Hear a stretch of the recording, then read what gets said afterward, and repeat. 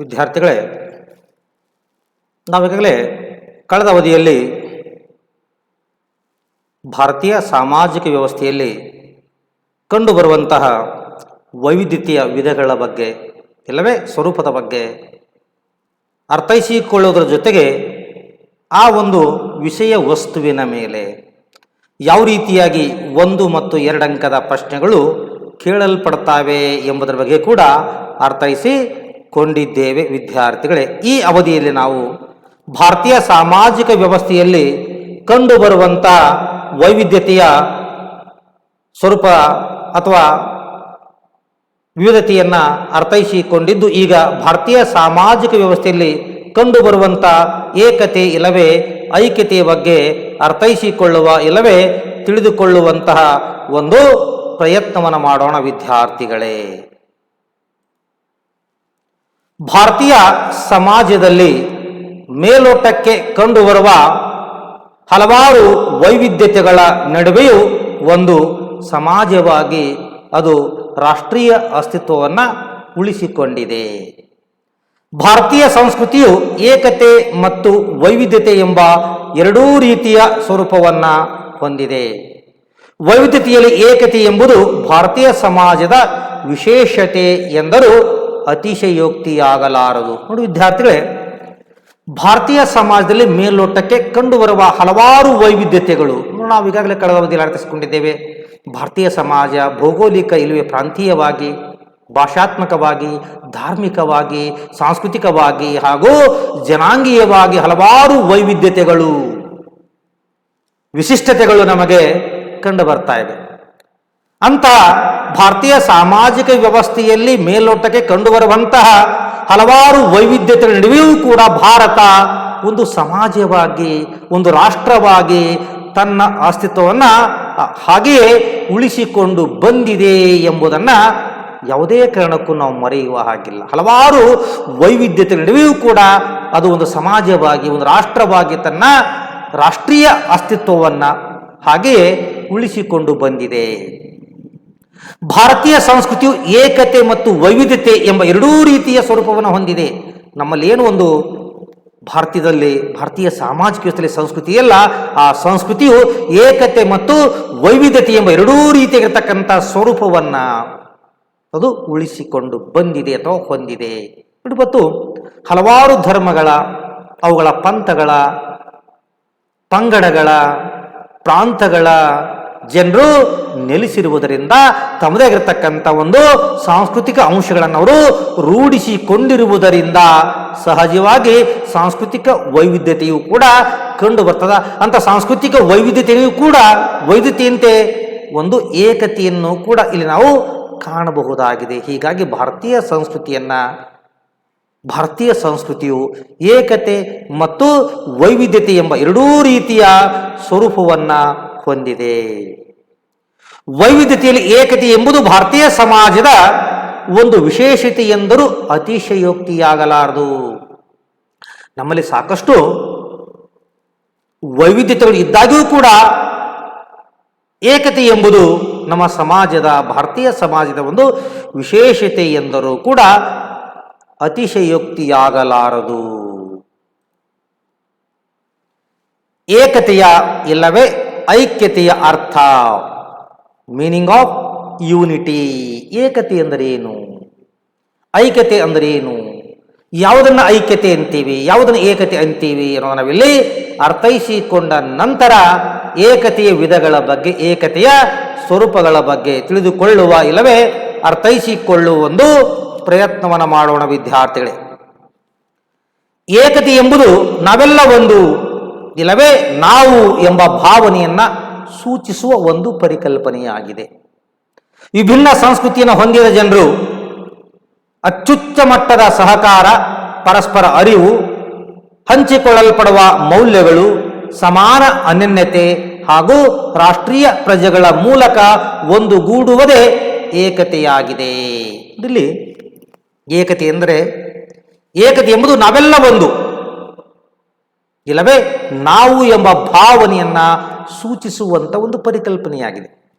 ನೋಡಿಲ್ಲಿ ನಾವು ನಮ್ಮ ದೇಶದಲ್ಲಿ ಅಥವಾ ಭಾರತೀಯ ಸಾಮಾಜಿಕ ವ್ಯವಸ್ಥೆಯಲ್ಲಿ ಹಲವಾರು ಮತಗಳನ್ನು ಅನುಸರಿಸುವ, ಹಲವಾರು ಮತಗಳಲ್ಲಿ ವಿಭಿನ್ನ ಪಂಥಗಳನ್ನು ಅನುಸರಿಸುವಂತ, ವಿಭಿನ್ನ ಪ್ರಾಂತೀಯ ಹಿನ್ನೆಲೆ ಹೊಂದಿರತಕ್ಕಂಥ, ವಿಭಿನ್ನ ಜನಾಂಗೀಯ ಹಿನ್ನೆಲೆ ಹೊಂದಿರತಕ್ಕಂಥ, ವಿಭಿನ್ನ ಸಾಂಸ್ಕೃತಿಕ ಅಂಶಗಳನ್ನು ರೂಢಿಸಿಕೊಂಡಂತ ನಾವುಗಳೆಲ್ಲರೂ ಕೂಡ ಭಾರತೀಯರು.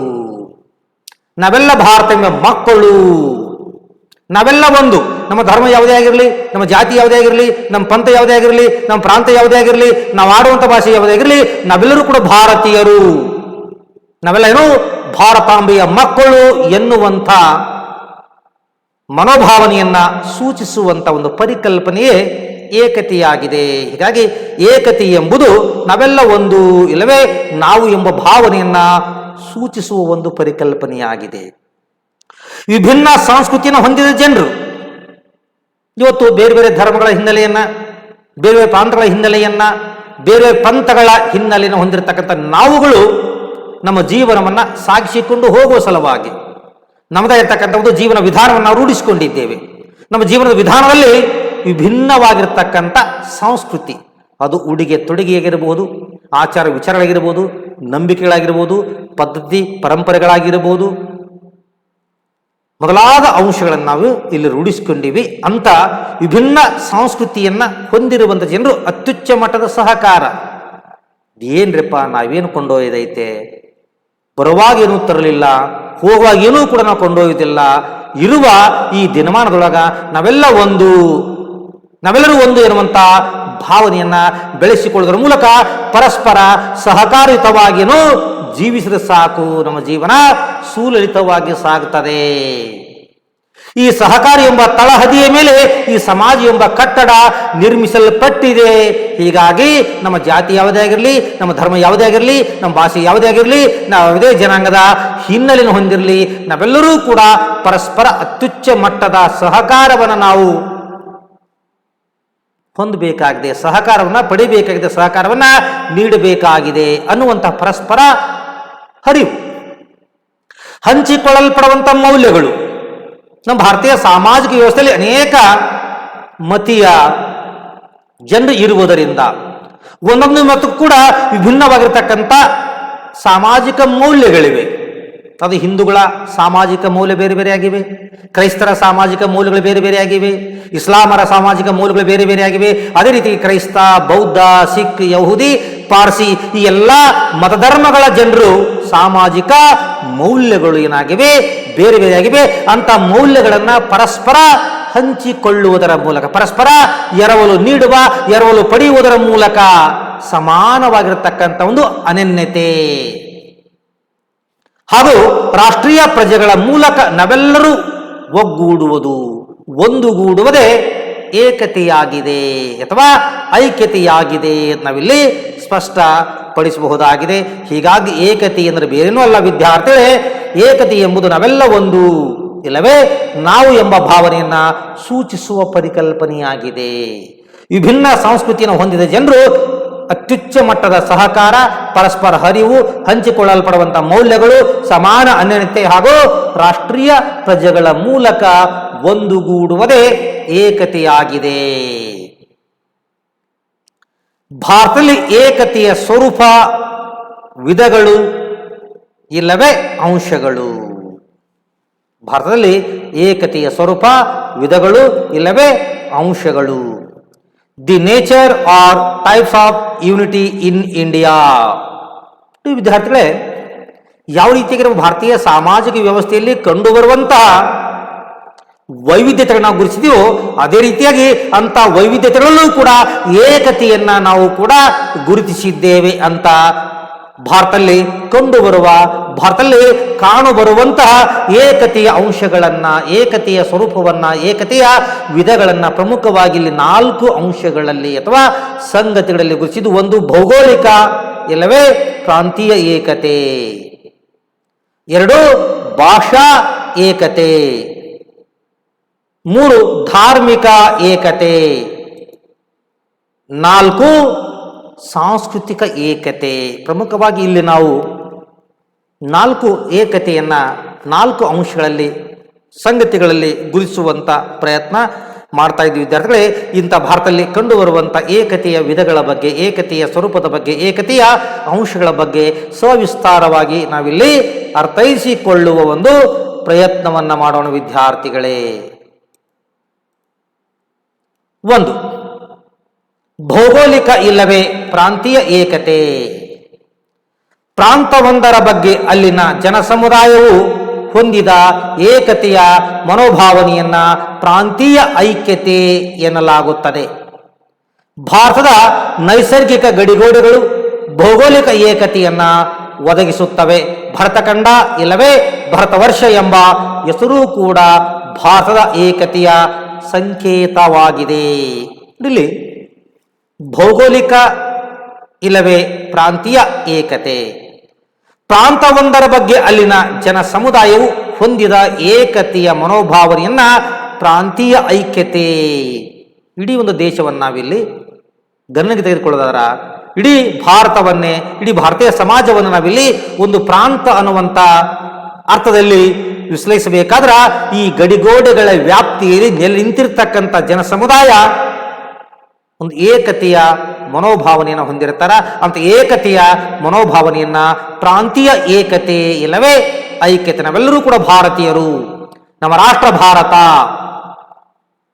ನಮ್ಮ ರಾಷ್ಟ್ರಕ್ಕೆ ಸಂಕಷ್ಟ ಬಂದಾಗ, ತೊಂದರೆ ಬಂದಾಗ, ಅಡ್ಡಿ ಆತಂಕಗಳು ಎದುರಾದಾಗ ನಾವು ಪ್ರಾಣಾರ್ಪಣೆಯನ್ನು ಕೂಡ ಅರ್ಪಿಸಲಿಕ್ಕೆ ಸಿದ್ಧರಿದ್ದೇವೆ ಅನ್ನುವಂಥ ಮನೋಭಾವನೆಯನ್ನ ಜನತೆ ಹೊಂದಿರ್ತಾರಲ್ಲ, ಆ ಪ್ರಾಂತದ ಬಗ್ಗೆ ಅದನ್ನು ನಾವು ಪ್ರಾಂತೀಯ ಐಕ್ಯತೆ ಅಂತ ಕರಿತೀವಿ. ನಮ್ಮ ಭಾರತದ ನೈಸರ್ಗಿಕ ಗಡಿಗೋಡೆಗಳು ಅಂದ್ರೆ ಉತ್ತರಕ್ಕೆ, ಪೂರ್ವಕ್ಕೆ, ಪಶ್ಚಿಮಕ್ಕೆ, ದಕ್ಷಿಣಕ್ಕೆ ಅದೆಷ್ಟೋ ನೈಸರ್ಗಿಕ ಗಡಿಗೋಡೆಗಳಿದ್ದು ಆ ನೈಸರ್ಗಿಕ ಗಡಿಗೋಡೆಗಳನ್ನು ಕೂಡ ನಾವಿಲ್ಲಿ ವರ್ಗೀಕರಿಸುವಂತ ಕೂಡ ಪ್ರಯತ್ನ ಮಾಡಿದ್ದೇವೆ. ಅಂತ ಭಾರತದ ನೈಸರ್ಗಿಕ ಗಡಿಗೋಡೆಗಳು ಕೂಡ ಭೌಗೋಳಿಕ ಏಕತೆಯನ್ನ ಅವು ನಮಗೆ ಒದಗಿಸಿಕೊಡ್ತಾವ. ಭರತಖಂಡ ಇಲ್ಲವೇ ಭರತವರ್ಷ ಎಂಬ ಹೆಸರು ಕೂಡ ಭಾರತದ ಏಕತೆಯ ಒಂದು ಸಂಕೇತವಾಗಿದೆ. ನಾವಿಲ್ಲಿ ಸ್ಪಷ್ಟಪಡಿಸಬಹುದಾಗಿದೆ ವಿದ್ಯಾರ್ಥಿಗಳೇ. ಭರತವರ್ಷ ಎಂಬ ಹೆಸರು ಕವಿಗಳ, ರಾಜಕೀಯ ತತ್ವಜ್ಞಾನಿಗಳ ಹಾಗೂ ಧಾರ್ಮಿಕ ಚಿಂತಕರ ಮನಗಳಲ್ಲಿ ಪ್ರಮುಖ ಸ್ಥಾನವನ್ನ ಪಡೆದಿದೆ. ಇವರಲ್ಲಿ ಪ್ರತಿಯೊಬ್ಬರು ಹಿಮಾಲಯದಿಂದ ಕನ್ಯಾಕುಮಾರಿಯವರೆಗೂ ಭರತ ಚಕ್ರವರ್ತಿ ಆಳಲ್ಪಟ್ಟ ರಾಷ್ಟ್ರವೆಂದೇ ಭಾರತವನ್ನು ಪರಿಗಣಿಸಿದ್ದಾರೆ. ಇಲ್ಲಿ ಭರತವರ್ಷ ಇಲ್ಲವೇ ಭರತಖಂಡ ಅಂತೇನು ನಾವು ಹೇಳ್ತೀವಲ್ಲ, ಆ ಭರತವರ್ಷ ಎಂಬ ಹೆಸರು ಕವಿಗಳ, ರಾಜಕೀಯ ತತ್ವಜ್ಞಾನಿಗಳ ಹಾಗೂ ಧಾರ್ಮಿಕ ಚಿಂತಕರ ಮನಗಳಲ್ಲಿ ಪ್ರಮುಖ ಸ್ಥಾನವನ್ನು ಪಡೆದುಕೊಂಡಿದೆ. ಯಾಕೆ? ಸಾವಿರಾರು ವರ್ಷಗಳ ಹಿಂದೆ ಭರತವರ್ಷ ಎನ್ನುವ ಚಕ್ರವರ್ತಿ ಇಡೀ ಭರತಖಂಡವನ್ನ ಆಳಿದ. ಅದಕ್ಕೆ ನಾವು ಭರತವರ್ಷ ಅಂತ ಕರಿತೀವಿ. ಅಂತ ಭರತವರ್ಷ, ಭರತಖಂಡ ಎಂಬ ಹೆಸರು ಇದೆಯಲ್ಲ, ಇಲ್ಲಿನ ಕವಿಗಳ, ರಾಜಕೀಯ ತತ್ವಜ್ಞಾನಿಗಳ ಹಾಗೂ ಧಾರ್ಮಿಕ ಚಿಂತಕರ ಮನಗಳಲ್ಲಿ ಅಥವಾ ಮನದಲ್ಲಿ ಅದು ಶಾಶ್ವತವಾಗಿ ಉಳಿದುಕೊಂಡಿದೆ. ಅವರು ಕವಿಗಳೇ ಆಗಿರಬಹುದು, ರಾಜಕೀಯ ತತ್ವಜ್ಞಾನಿಗಳಾಗಿರ್ಬೋದು, ಧಾರ್ಮಿಕ ಚಿಂತಕರೇ ಆಗಿರಬಹುದು. ಅವರೆಲ್ಲರ ವಿಚಾರ ಏನು, ಒಂದು ಆಲೋಚನೆ ಏನು, ಅವರ ಅಭಿಪ್ರಾಯವೇನೆಂದರೆ ಹಿಮಾಲಯದಿಂದ, ಉತ್ತರದ ಹಿಮಾಲಯದಿಂದ ದಕ್ಷಿಣದ ಕನ್ಯಾಕುಮಾರಿವರೆಗೂ ಭರತ ಚಕ್ರವರ್ತಿ ಆಳಿದ. ಹಿಮಾಲಯದ ಪರ್ವತ ಶ್ರೇಣಿಯಿಂದ ದಕ್ಷಿಣದ ಹಿಂದೂ ಮಹಾಸಾಗರದವರೆಗೂ ಕೂಡ ಇರುವಂತ ಗಡಿಗೋಡೆಯ ವ್ಯಾಪ್ತಿಯನ್ನ ಹೊಂದಿರತಕ್ಕಂಥ ಪ್ರದೇಶವನ್ನ ಭರತ ಎಂಬ ಚಕ್ರವರ್ತಿ ಆಳಿದ. ಆತನು ಆಳಲ್ಪಟ್ಟಂತ ರಾಷ್ಟ್ರವನ್ನ ನಾವಿಲ್ಲಿ ಭಾರತ ಅಂತ ಪರಿಗಣಿಸಿದ್ದೇವೆ ಅಂತ ಆ ವಿಚಾರಧಾರೆಗಳು, ಅಂತ ಕವಿಗಳ, ರಾಜಕೀಯ ತತ್ವಜ್ಞಾನಿಗಳ, ಧಾರ್ಮಿಕರ ಚಿಂತನೆಗಳಲ್ಲಿ ಅದು ಹಾಸುಹೊಕ್ಕಾಗಿದೆ. ಇನ್ನು ನಮ್ಮಲ್ಲಿ ಸಾಕಷ್ಟು ಪುರಾಣಗಳಿವೆ. 18 ಪುರಾಣಗಳ ಬಗ್ಗೆ ಒಂದು ಉಲ್ಲೇಖ ಬರ್ತಾ, ಅಂತ 18 ಪುರಾಣಗಳಲ್ಲಿ ವಿಷ್ಣು ಪುರಾಣದ ಶ್ಲೋಕವೊಂದು, ಮಂತ್ರವೊಂದು ಹೇಳುತ್ತೆ, ಸಾಗರದಿಂದ ಉತ್ತರಕ್ಕೆ ಮತ್ತು ಹಿಮಾಲಯದಿಂದ ದಕ್ಷಿಣಕ್ಕೆ ಇರುವ ಭೂಮಿಗೆ ಭರತವರ್ಷ ಎಂದು ಹೆಸರು. ಭಾರತೀಯರು ಇದರ ಮಕ್ಕಳು ಎಂದು ತಿಳಿಸುತ್ತದೆ. ಭಾರತ ಮಾತೆ ಎಂಬ ಕಲ್ಪನೆ ಕೂಡ ಭೌಗೋಳಿಕ ಐಕ್ಯತೆಯ ಅರಿವಿನ ಸಂಕೇತವಾಗಿದೆ. ಏನು ನಮ್ಮ ಭಾರತೀಯ ಸಾಮಾಜಿಕ ವ್ಯವಸ್ಥೆಯಲ್ಲಿ ಅನೇಕ ಧಾರ್ಮಿಕ ಗ್ರಂಥಗಳಿವೆ, ವೇದಗಳಿವೆ, ಉಪನಿಷತ್ತುಗಳಿವೆ, ಅರಣ್ಯಗಳಿವೆ, ಪುರಾಣಗಳಿವೆ ಅಂತ ಪ್ರಮುಖ ಪುರಾಣಗಳಲ್ಲಿ ಒಂದಾಗಿರುವಂಥ ವಿಷ್ಣು ಪುರಾಣ. ಆ ವಿಷ್ಣು ಪುರಾಣ ಒಂದರಲ್ಲಿ ಒಂದು ಶ್ಲೋಕ ಉಲ್ಲೇಖ ಮಾಡುತ್ತೆ, ಸಾಗರದಿಂದ ಉತ್ತರಕ್ಕೆ. ಸಾಗರದ ನಾವಿಲ್ಲಿ ಅರ್ಥೈಸ್ಕೊಳ್ಬೇಕಾಗಿದ್ದು ಹಿಂದೂ ಮಹಾಸಾಗರದಿಂದ, ಹಿಂದೂ ಮಹಾಸಾಗರದಿಂದ ಉತ್ತರಕ್ಕೆ ಅಂದರೆ ಹಿಮಾಲಯ ಪರ್ವತಕ್ಕೆ ಅನ್ವಯವಾಗುವಂತೆ, ಮತ್ತು ಹಿಮಾಲಯದಿಂದ ದಕ್ಷಿಣಕ್ಕೆ ಇರುವ ಭೂಮಿಗೆ ಭಾರತ ವರ್ಷ ಎಂದು ಹೆಸರು. ಅಲ್ಲಿ ಉಲ್ಲೇಖ ಮಾಡುತ್ತೆ, ಶ್ಲೋಕ ಉಲ್ಲೇಖ ಮಾಡುತ್ತಾ ಸಾಗರದಿಂದ ಉತ್ತರಕ್ಕೆ ಮತ್ತು ಹಿಮಾಲಯದಿಂದ ದಕ್ಷಿಣಕ್ಕೆ ಇರುವ ಭೂಮಿಗೆ ಭರತ ವರ್ಷ ಎಂದು ಹೆಸರು. ಭಾರತೀಯರು ಇದರ ಮಕ್ಕಳು. ಯಾವುದೇ ಧರ್ಮವನ್ನ ಅನುಸರಿಸಲಿ, ಯಾವುದೇ ಪ್ರಾಂತದಲ್ಲಿರಲಿ, ಯಾವುದೇ ಭಾಷೆಯನ್ನಾಡಲಿ, ಅವರೆಲ್ಲರೂ ಕೂಡ ಭಾರತೀಯರು ಇದರ ಮಕ್ಕಳು ಎಂದು ತಿಳಿಸುತ್ತದೆ ಅಥವಾ ಉಲ್ಲೇಖವನ್ನು ಮಾಡುತ್ತದೆ. ಭಾರತಾಂಬೆ ಎಂಬ ಕಲ್ಪನೆಯು ಕೂಡ ಭೌಗೋಳಿಕ ಐಕ್ಯತೆಯ ಅರಿವಿನ ಒಂದು ಸಂಕೇತವಾಗಿದೆ ಅಂತ ನಾವಿಲ್ಲಿ ಸ್ಪಷ್ಟಪಡಿಸಬಹುದಾಗಿದೆ ವಿದ್ಯಾರ್ಥಿಗಳೇ. ಇನ್ನು 2, ಭಾಷಾ ಐಕ್ಯತೆ ಅಥವಾ ಏಕತೆ. ಒಂದೇ ಭಾಷೆಯನ್ನಾಡುವ ಜನ ಸಮೂಹದ ಬಗೆಗೆ ವಿಶೇಷವಾದ ಮೆಚ್ಚುಗೆ ಹಾಗೂ ಒಲವು, ಗೌರವಾಭಿಮಾನ ಹೊಂದಿರುವುದೇ ಭಾಷಾ ಐಕ್ಯತೆ ಎನ್ನಲಾಗುತ್ತದೆ. ಹಲವಾರು ಭಾಷೆಗಳ ಹೊರತಾಗಿಯೂ ಭಾರತೀಯ ಸಮಾಜದಲ್ಲಿ ಭಾಷಾ ಏಕತೆ ಎಂಬುದು ಕಂಡು ಬರುತ್ತದೆ. ನೋಡಿಲಿ, ಒಂದೇ ಭಾಷೆಯನ್ನಾಡುವ ಜನ ಸಮೂಹದ ಬಗೆಗೆ ವಿಶೇಷವಾದಂಥ ಮೆಚ್ಚುಗೆ ಹಾಗೂ ಒಲವು, ಗೌರವಾಭಿಮಾನ ಹೊಂದಿರುವುದೇ ಭಾಷಾ ಐಕ್ಯತೆ ಎನ್ನಲಾಗುತ್ತದೆ. ಇಲ್ಲಿ ತ್ರಿಭಾಷಾ ಸೂತ್ರವನ್ನು ನಾವು ಸ್ವತಂತ್ರವನ್ನು ಪಡೆದುಕೊಂಡ ನಂತರ ನಮ್ಮದಾಗಿರ್ತಕ್ಕಂಥ ಒಂದು ಸಂವಿಧಾನವನ್ನ ಅಂಗೀಕರಿಸಿ ಅನುಷ್ಠಾನಗೊಳಿಸಿದ ನಂತರ ನಮ್ಮ ಬೇರೆ ಬೇರೆ ರಾಜ್ಯಗಳಲ್ಲಿ ಜನತೆ ಬೇರೆ ಬೇರೆ ಭಾಷೆಗಳನ್ನು ಆಡುತ್ತಿರುವುದರಿಂದ ಅವರೆಲ್ಲರೂ ಕೂಡ ಒಕ್ಕೂಟ ವ್ಯವಸ್ಥೆಯಲ್ಲಿ ಹಿಡಿದಿಡುವ ಸಲುವಾಗಿ ತ್ರಿಭಾಷಾ ಸೂತ್ರವನ್ನೇನೋ ಅನುಸರಿಸಲಾಯಿತು. ಇಲ್ಲಿ ತ್ರಿಭಾಷಾ ಸೂತ್ರದಿಂದ ಹಿಂದಿ, ಇಂಗ್ಲಿಷ್ ಹಾಗೂ ಆಯಾ ರಾಜ್ಯಗಳ ಏನೋ ಭಾಷೆಗಳನ್ನ ಮಾತಾಡಲಿಕ್ಕೆ ಅವಕಾಶ ಮಾಡಿಕೊಡಿತು. ಒಂದೇ ಭಾಷೆ ನಡುವ ಜನಸಮೂಹದ ಬಗ್ಗೆ ವಿಶೇಷವಂತ ಮೆಚ್ಚುಗೆ ಹಾಗೂ ಒಲವು. ಯಾವುದೇ ಒಂದು ಹಿಂದಿ ಭಾಷೆಯಾಗಿರಬಹುದು, ಇಂಗ್ಲಿಷ್ ಭಾಷೆಯಾಗಿರಬಹುದು, ಕನ್ನಡ ಭಾಷೆಯಾಗಿರಬಹುದು, ಇವುಗಳಾಚೆಯೂ ಕೂಡ ನಮ್ಮ ರಾಷ್ಟ್ರೀಯ ಭಾಷೆ ಯಾವುದಂದ್ರೆ ಅದು ಹಿಂದಿ ಆಗಿದೆ. ಆ ಹಿಂದಿ ಭಾಷೆಯನ್ನಾಡುವ ಇಲ್ಲವೇ ಆ ಒಂದು ಕೇಂದ್ರ ಸರ್ಕಾರ ಒಕ್ಕೂಟ ವ್ಯವಸ್ಥೆಯ ಸರ್ಕಾರದಲ್ಲಿ ಒಂದು ಆ ಭಾಷೆಯ ಮೂಲಕವಾಗಿ ಇಲ್ಲವೇ ಇಂಗ್ಲಿಷ್ ಭಾಷೆ ಮೂಲಕವಾಗಿ ವ್ಯವಹಾರವನ್ನು ಮಾಡುವಂತ ಪ್ರಯತ್ನ ಕೂಡ ಇದೆ.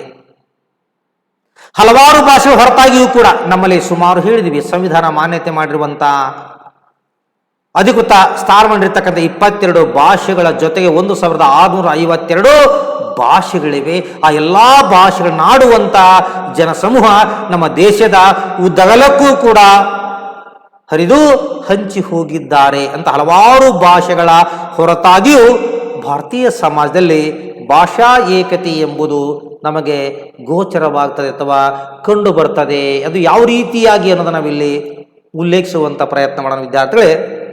ಭಾರತೀಯ ಭಾಷೆಗಳಿಗೆ ಸಂಸ್ಕೃತ ಭಾಷೆಯು ಆಧಾರವಾಗಿದೆಯಲ್ಲದೆ ಅದು ಏಕತೆಗೆ ಕೂಡ ಆಧಾರವಾಗಿದೆ. ಸಂಸ್ಕೃತ ಭಾಷೆಯು ಹಿಂದೂ ಸಂಸ್ಕೃತಿಯ ಭಾಷೆಯಾಯಿತಲ್ಲದೆ ಹಲವು ಪ್ರಾದೇಶಿಕ ಭಾಷೆಗಳನ್ನ ಒಂದುಗೂಡಿಸುವ ಒಂದು ದೊಡ್ಡ ಬೆಸುಗೆಯಾಗಿದೆ. ಸಂಸ್ಕೃತವು ಈ ಹಿಂದೆ ವಿದ್ವಾಂಸರ ಭಾಷೆಯಾಗಿದ್ದು ಅನೇಕ ಹಿಂದೂ ಶಾಸ್ತ್ರದ ಗ್ರಂಥಗಳು ಸಂಸ್ಕೃತದ ಭಾಷೆಯಲ್ಲಿಯೇ ರಚಿಸಲ್ಪಟ್ಟಿವೆ. ಆಧುನಿಕ ಭಾರತದ ಅನೇಕ ಭಾಷೆಗಳು ಸಂಸ್ಕೃತದ ಮೂಲವನ್ನೇ ಹೊಂದಿವೆ ಎಂದು ಅಂದಾಜಿಸಲಾಗಿದೆ. ಇಲ್ಲಿ ನಾವು ಹೇಗೆ ಹಲವಾರು ಭಾಷೆಗಳ ಹೊರತಾಗಿಯೂ ಕೂಡ ಭಾರತದಲ್ಲಿ ಭಾಷಾ ಏಕತೆ ಎಂಬುದು ನಮಗೆ ಗೋಚರವಾಗುತ್ತೆ ಅನ್ನೋದನ್ನು ನಾವಿಲ್ಲಿ ಹೇಳುವುದಾದರೆ, ಭಾರತೀಯ ಭಾಷೆಗಳು ಇವತ್ತಿನ ಅನೇಕ ಭಾಷೆಗಳೇನು ನಮ್ಮ ದೇಶದಲ್ಲಿ ಜನ್ಮ ತಾಳ್ವೆಯಲ್ಲ ಉಗಮಗೊಂಡಿವೆಯಲ್ಲ, ಹಲವಾರು ಭಾರತೀಯ ಭಾಷೆಗಳಿಗೆ ಸಂಸ್ಕೃತ ಭಾಷೆಯೇ ಆಧಾರವಾಗಿದೆ, ಆಧಾರ ಸ್ತಂಭವಾಗಿದೆ. ಅಷ್ಟೆಲ್ಲ ಏಕತೆಗೆ ಕೂಡ ನಮ್ಮ ಭಾಷೆ ಏಕತೆಗೆ ಸಂಸ್ಕೃತ ಭಾಷೆಯೂ ಕೂಡ ಒಂದು ಆಧಾರವಾಗಿದೆ. ಸಂಸ್ಕೃತ ಭಾಷೆ ಹಿಂದೂ ಸಂಸ್ಕೃತಿಯ ಭಾಷೆಯಾಗಿತ್ತು. ನಾವೇನು ಹಿಂದೂ ಸಮಾಜ ಅಂತ ಹೇಳ್ತೀವಲ್ಲ, 8ನೇ ಶತಮಾನದಲ್ಲಿ ಅರಬ್ಬರು ದಾಳಿ ಮಾಡಿದಾಗ ಇಲ್ಲಿಯ ಜನತೆಯನ್ನ ಗುರುಸಲವಾಗಿ ಹಿಂದೂ ಎಂಬ ಪದವನ್ನು ಬಳಕೆ ಮಾಡಿದ್ರಲ್ಲ, ಅದನ್ನು ನಾವಿಲ್ಲಿ ಮನನ ಮಾಡಿಕೊಂಡಾಗ, ಸ್ಮರಿಸಿಕೊಂಡಾಗ ಹಿಂದೂ ಸಂಸ್ಕೃತಿ ಅಂತ ಏನು ಹೇಳ್ತೀವಲ್ಲ, ಆ ಹಿಂದೂ ಸಂಸ್ಕೃತಿಯ ಭಾಷೆ ಯಾವುದು? ಅದು ಸಂಸ್ಕೃತ ಭಾಷೆಯೇ ಆಗಿತ್ತು.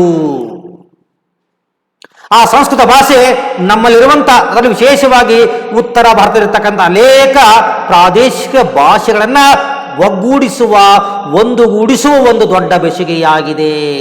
ಆ ಕಾಲಘಟ್ಟಕ್ಕೆ ಬೆಸುಗೆಯಾಗಿತ್ತು ಎಂದರೂ ಅತಿಶಯೋಕ್ತಿಯಾಗಲಾರದು ವಿದ್ಯಾರ್ಥಿಗಳೇ. ಈ ಹಿಂದೆ ಸಾವಿರಾರು ವರ್ಷಗಳ ಹಿಂದೆ ಅಷ್ಟೊತ್ತಿಗೆ ಕಾಲಾವಧಿಯಲ್ಲಿ ಸಂಸ್ಕೃತ ಭಾಷೆ ವಿದ್ವಾಂಸರ ಭಾಷೆಯಾಗಿತ್ತು. ವಿದ್ವಾಂಸರು ಯಾವುದೇ ಒಂದು ಸಾಹಿತ್ಯವನ್ನು ರಚಿಸಬೇಕಾದರೂ ಕೂಡ ಸಂಸ್ಕೃತ ಭಾಷೆಯಲ್ಲಿಯೇ ಅದನ್ನು ರಚಿಸ್ತಾ ಇದ್ರು. ಹೀಗಾಗಿ ಸಂಸ್ಕೃತ ಭಾಷೆಯು ವಿದ್ವಾಂಸರ ಭಾಷೆಯಾಗಿತ್ತು. ಇವತ್ತೇನು ಉಲ್ಲೇಖ ಮಾಡ್ತೀವಲ್ಲ, ಹಿಂದೂ ಧರ್ಮದ ಅನೇಕ ಗ್ರಂಥಗಳು ಸಂಸ್ಕೃತ ಭಾಷೆಯಲ್ಲಿಯೇ, ಅದು ವೇದಗಳಾಗಿರಬಹುದು, ಉಪನಿಷತ್ತುಗಳಾಗಿರಬಹುದು, ಅರಣ್ಯಕಗಳಾಗಿರಬಹುದು, ಅಥವಾ ಬೇರೆ ಬೇರೆ ಕಾಲಘಟ್ಟಗಳಲ್ಲಿ ಸ್ಮೃತಿಕಾರರು ರಚಿಸಿರುವಂಥ ಏನು ಸಂಹಿತೆಗಳು, ಅವರ ವಿಚಾರಧಾರೆಗಳು, ಸ್ಮೃತಿಗಳೂ ಕೂಡ ಒಂದು ಸಂಸ್ಕೃತ ಭಾಷೆಯಲ್ಲಿ ರಚಿಸಲ್ಪಟ್ಟಿವೆ ಅಂತ ಸ್ಪಷ್ಟಪಡಿಸಬಹುದಾಗಿದೆ. ಇವತ್ತೇನು ಆಧುನಿಕ ಕಾಲದಲ್ಲಿ ನಾವು ಮಾತಾಡ್ತೀವಲ್ಲ, ಆಧುನಿಕ ಜನತೆ ಏನು ಭಾಷೆಯನ್ನು ನಾವು ಬಳಕೆ ಮಾಡ್ತೀವಲ್ಲ, ಇಂಥ ಹಲವಾರು ಆಧುನಿಕ ಕಾಲದ ಭಾಷೆಗಳಿಗೆ ಇದೆಯಲ್ಲ, ಅಂತೆಲ್ಲ ಭಾಷೆಗಳಿಗೆ ಸಂಸ್ಕೃತ ಭಾಷೆಯೇ ಮೂಲವಾಗಿದೆ ಎಂದು ನಾವಿಲ್ಲಿ ಅರ್ಥೈಸಿಕೊಳ್ಬೇಕಾಗುತ್ತೆ ವಿದ್ಯಾರ್ಥಿಗಳು. ಇಂದು ಭಾರತದ ವಿವಿಧ ರಾಜ್ಯಗಳಲ್ಲಿ ವಿವಿಧ ಭಾಷೆಗಳನ್ನಾಡುತ್ತಾರಾದರೂ ಇಂಗ್ಲಿಷ್ ಮತ್ತು ಹಿಂದಿ ಭಾಷೆಗಳು ಜನರ ಸಂಪರ್ಕ ಭಾಷೆಗಳಾಗಿವೆ. ಭಾಷಾವಾರು ರಾಜ್ಯಗಳ ರಚನೆಯಾದ ಮೇಲೆ ಶಾಲಾ, ಕಾಲೇಜು ಮತ್ತು ವಿಶ್ವವಿದ್ಯಾಲಯಗಳಲ್ಲೂ ಪ್ರಾಂತೀಯ ಭಾಷೆಗಳನ್ನು ಬೋಧನಾ ಮಾಧ್ಯಮವಾಗಿ ಬಳಸುವುದು ಸಾಮಾನ್ಯವಾಗಿದೆ. ನೋಡಿ, ಇವತ್ತು ಪ್ರಚಲಿತ ಸಾಮಾಜಿಕ ವ್ಯವಸ್ಥೆಯನ್ನು, ಪ್ರಚಲಿತ ಒಂದು ನಮ್ಮ ದೇಶವನ್ನು ನಾವಿಲ್ಲಿ ಗಮನಿಸುವುದಾದ್ರೆ, ಭಾರತದಲ್ಲಿ ಅನೇಕ ರಾಜ್ಯಗಳಿವೆ. ಆ ಎಲ್ಲ ರಾಜ್ಯಗಳಲ್ಲೂ ಕೂಡ ವಿಭಿನ್ನ ಭಾಷೆಗಳನ್ನಾಡುತ್ತಾರೆ. ಉದಾಹರಣೆಗೆ ನಾವು ಕರ್ನಾಟಕದಲ್ಲಿ ಕನ್ನಡ ಭಾಷೆ, ನೆರೆಯ ತಮಿಳುನಾಡಿನಲ್ಲಿ ತಮಿಳು ಭಾಷೆ, ನೆರೆಯ ಆಂಧ್ರ ಪ್ರದೇಶ ಮತ್ತು ತೆಲಂಗಾಣದಲ್ಲಿ ಏನು ತೆಲುಗು ಭಾಷೆ, ನೆರೆಯ ಮಲಯಾಳಂನಲ್ಲಿ ಏನು ಇದು ಕೇರಳದಲ್ಲಿ ಮಲಯಾಳಂ ಭಾಷೆ, ನೆರೆಯ ಮಹಾರಾಷ್ಟ್ರದಲ್ಲಿ ಮರಾಠಿ. ಹೀಗೆ ನಮ್ಮಲ್ಲಿ ಹಲವಾರು ರಾಜ್ಯಗಳಿದ್ದು ಆ ಹಲವಾರು ರಾಜ್ಯಗಳಲ್ಲಿ ವಿಭಿನ್ನ ಒಂದು ಭಾಷೆಯನ್ನ ಮಾತನಾಡುತ್ತಾರೆ. ವಿಭಿನ್ನ ಭಾಷೆಗಳಂದ್ರೆ ಬೇರೆ ಬೇರೆ ಭಾಷೆಗಳನ್ನ ಆಡುತ್ತಾರೆ. ಆದರೂ ಕೂಡ ಇಂಗ್ಲಿಷ್ ಮತ್ತು ಹಿಂದಿ ಭಾಷೆಗಳು ಜನರ ಸಂಪರ್ಕ ಭಾಷೆಗಳಾಗಿವೆ ಎಂಬುದನ್ನು ಯಾವುದೇ ಕಾರಣಕ್ಕೂ ನಾವು ಮರೆಯುವ ಹಾಗಿಲ್ಲ ವಿದ್ಯಾರ್ಥಿಗಳೇ. ನಾವು ಕರ್ನಾಟಕವನ್ನು ಬಿಟ್ಟು ಯಾವುದೋ ಕಾರ್ಯದ ನಿಮಿತ್ತ, ಯಾವುದೇ ಕೆಲಸದ ನಿಮಿತ್ತ ಬೇರೆಡೆಗೆ ನಾವು ಹೋದಾಗ, ಅದು ಮಹಾರಾಷ್ಟ್ರ ಆಗಿರ್ಬೋದು, ತಮಿಳುನಾಡು ಆಗಿರ್ಬೋದು, ಕೇರಳವಾಗಿರ್ಬೋದು, ಆಂಧ್ರ ಪ್ರದೇಶವಾಗಿರ್ಬೋದು, ತೆಲಂಗಾಣ ಆಗಿರ್ಬೋದು, ಮಧ್ಯಪ್ರದೇಶವಾಗಿರ್ಬೋದು, ರಾಜಸ್ಥಾನ ಆಗಿರ್ಬೋದು, ಅಥವಾ ನಮ್ಮ ದೇಶದ ಯಾವುದೇ ಬೇರೆ ಬೇರೆ ರಾಜ್ಯಗಳು ಹೋದಾಗ ನಮಗೆ ಕನ್ನಡ ಭಾಷೆ ಜೊತೆಗೆ ಬೇರೆ ಭಾಷೆಗಳ ಅರಿವು ಅಥವಾ ಭಾಷೆಯೂ ಕೂಡ ಬರಬೇಕಾಗುತ್ತಾ. ನಾವು ಉತ್ತರ ಭಾರತಕ್ಕೆ ಯಾವುದೇ ರಾಜ್ಯಕ್ಕೆ ಹೋದರೂ ಕೂಡ ನಾವು ಹಿಂದಿಯಲ್ಲಿ ಮಾತನಾಡಿದ್ರೆ ನಮಗೆ ಬೇಕಾಗಿರ್ತಕ್ಕಂಥ ಸೌಲಭ್ಯಗಳು ಸಹಜವಾಗಿ ಸಿಗುತ್ತಾವ. ಅಥವಾ ಬೇರೆ ಯಾರಾದರೂ ಕೂಡ ಬಂದಾಗ ನಾವು ಕನ್ನಡ ಭಾಷೆಯಲ್ಲಿ ಮಾತಾಡ್ತೀವಿ, ಅವ್ರಿಗೆ ಕನ್ನಡ ಭಾಷೆ ಗೊತ್ತಿಲ್ಲ, ಅವರು ಹಿಂದಿಯಲ್ಲಿ ಕೇಳಿದಾಗ, ತಮಿಳಿನಲ್ಲಿ ಕೇಳಿದಾಗ ನಾವು ಸಹಜವಾಗಿ ಚಾರು ಚೂರು ಅಲ್ಪ ಸ್ವಲ್ಪ ಅವರ ಭಾಷೆ ಗೊತ್ತಿದೆ, ಅವರ ಭಾಷೆಯಲ್ಲಿ ಅದನ್ನು ನಾವು ತಿಳಿಸಿ ಹೇಳುವ ಪ್ರಯತ್ನ, ಬರದೇ ಹೋದಾಗ ಆಂಗ್ಲ ಭಾಷೆಯಲ್ಲಿ ಅದನ್ನು ಉಲ್ಲೇಖಿಸುವ ಪ್ರಯತ್ನ ನಾವು ಮಾಡ್ತೀವಿ. ಹೀಗಾಗಿ ಬೇರೆ ಬೇರೆ ರಾಜ್ಯಗಳಲ್ಲಿ ಬೇರೆ ಬೇರೆ ಭಾಷೆಗಳನ್ನು ಮಾತನಾಡುತ್ತಾರಾದರೂ ಕೂಡ ಇಂಗ್ಲಿಷ್ ಮತ್ತು ಹಿಂದಿ ಭಾಷೆಗಳು ಪ್ರಚಲಿತ ಸಾಮಾಜಿಕ ವ್ಯವಸ್ಥೆಯಲ್ಲಿ ಜನರ ಸಂಪರ್ಕ ಭಾಷೆಗಳಾಗಿವೆ ಎಂದು ನಾವಿಲ್ಲಿ ಉಲ್ಲೇಖಿಸಬಹುದಾಗಿದೆ. ಭಾಷಾವಾರು ರಾಜ್ಯಗಳು ರಚನೆಯಾದ ಮೇಲೆ 1955-56 ನಾವಿಲ್ಲಿ ನಮ್ಮ ದೇಶಾದ್ಯಂತ ಬೇರೆ ಬೇರೆ ಪ್ರಾಂತಗಳನ್ನು ಅಥವಾ ರಾಜ್ಯಗಳನ್ನೇನೋ ರಚನೆ ಮಾಡಿದ್ವಿ. ಆ ರಾಜ್ಯಗಳನ್ನ ರಚನೆ ಮಾಡುವಾಗ ಆಯಾ ಭಾಷೆಯನ್ನ ಮಾತಾಡ್ತಕ್ಕಂಥ ಜನರನ್ನ ಒಗ್ಗೂಡಿಸಿಕೊಂಡದಕ್ಕೊಂದು ರಾಜ್ಯದ ಸ್ಥಾನಮಾನ ಕೂಡ ನೀಡಲಾಯಿತು. ಈ ನಮ್ಮ ಕರ್ನಾಟಕ ಕನ್ನಡ ಭಾಷಿಕರನ್ನ, ಕನ್ನಡ ಮಾತನಾಡತಕ್ಕಂಥ ಭಾಷಿಕರ ಎಲ್ಲ ಪ್ರದೇಶಗಳನ್ನ ಒಗ್ಗೂಡಿಸಿಕೊಂಡು ಕರ್ನಾಟಕವೆಂತಲೂ ತಮಿಳು ಮಾತಾಡತಕ್ಕಂಥ ರಾಜ್ಯವನ್ನ, ತಮಿಳುನಾಡ್ತಕ್ಕಂಥ ಪ್ರದೇಶವನ್ನ, ತಮಿಳುನಾಡಂತಲೂ ಮಲಯಾಳ ಮಾತಾಡ್ತಕ್ಕಂಥ ಪ್ರದೇಶವನ್ನ ಒಗ್ಗೂಡಿಸಿ ಕೇರಳ ಎನ್ನುವಂಥ ರಾಜ್ಯವನ್ನು, ಹೀಗೆ ಭಾಷಾವಾರು ಪ್ರಾಂತಗಳು ರಚನೆಯಾದ ಮೇಲೆ ಆಯಾ ರಾಜ್ಯಗಳಿರ್ತಕ್ಕಂಥ ಶಾಲಾ ಕಾಲೇಜುಗಳಲ್ಲಿ ಹಾಗೂ ವಿಶ್ವವಿದ್ಯಾಲಯಗಳಲ್ಲಿ ಪ್ರಾಂತೀಯ ಭಾಷೆಗಳಲ್ಲಿ ಬೋಧನೆ ಕಡ್ಡಾಯವಾಯಿತು. 1983ರ ಪೂರ್ವದಲ್ಲಿ ಕರ್ನಾಟಕದಲ್ಲಿ ಹೈಯರ್ ಸೆಕೆಂಡ್ರಿ ಅಂದ್ರೆ ನಾವೇನು ಪ್ರೌಢ ಶಿಕ್ಷಣ ಮುಗಿಸಿದ ನಂತರ ಏನು ಪದವಿ ಪೂರ್ವ ಶಿಕ್ಷಣಕ್ಕೆ ಹೋಗ್ತೀವಲ್ಲ, ಅಲ್ಲೆಲ್ಲವೂ ಕೂಡ ಆಂಗ್ಲ ಭಾಷೆಯಲ್ಲಿ ಪಾಠ ಪ್ರವಚನಗಳಿದ್ದು ಆಂಗ್ಲ ಭಾಷೆಯಲ್ಲಿ ನಾವೇನು ಮಾಡಬೇಕಾಗಿತ್ತು, ಉತ್ತರವನ್ನು ಬರೆಯಬೇಕಾಗಿತ್ತು. 1983ರ ನಂತರ ಗೋಕಾಕ್ ಚಳವಳಿಯ ನಂತರ ನಮ್ಮೆಲ್ಲ ಶಾಲಾ ಕಾಲೇಜುಗಳಲ್ಲಿ ವಿಶ್ವವಿದ್ಯಾಲಯಗಳಲ್ಲಿ ಕನ್ನಡ ಭಾಷೆಯಲ್ಲಿ ಒಂದು ಶಿಕ್ಷಣವನ್ನು ಬೋಧಿಸುವಂಥ ಕಾರ್ಯ, ಅಷ್ಟೇ ಅಲ್ಲ ಪರೀಕ್ಷೆಯನ್ನು ಕೂಡ ಕನ್ನಡ ಭಾಷೆಯಲ್ಲಿ ಏನು ಬರಲಿಕ್ಕೆ ಅವಕಾಶವನ್ನ ಮಾಡಿಕೊಡಲಾಯಿತು ವಿದ್ಯಾರ್ಥಿಗಳೇ. ಭಾರತ ಸರ್ಕಾರವು ಹಲವಾರು ಅಂಶಗಳ ಆಧಾರದ ಮೇಲೆ 2004ರ ನಂತರ ಕೆಲವು ಭಾರತೀಯ ಭಾಷೆಗಳಿಗೆ ಶಾಸ್ತ್ರೀಯ ಸ್ಥಾನಮಾನಗಳನ್ನು ನೀಡಿತು. ಈ ರೀತಿಯ ಕ್ರಮವನ್ನು ಕೈಗೊಳ್ಳುವುದರ ಮೂಲಕ ಭಾರತದ ಭಾಷಾ ಪರಂಪರೆಯನ್ನ ಪುನರ್ಸ್ಥಾಪಿಸಲು ಪ್ರಯತ್ನಿಸಲಾಗುತ್ತದೆ.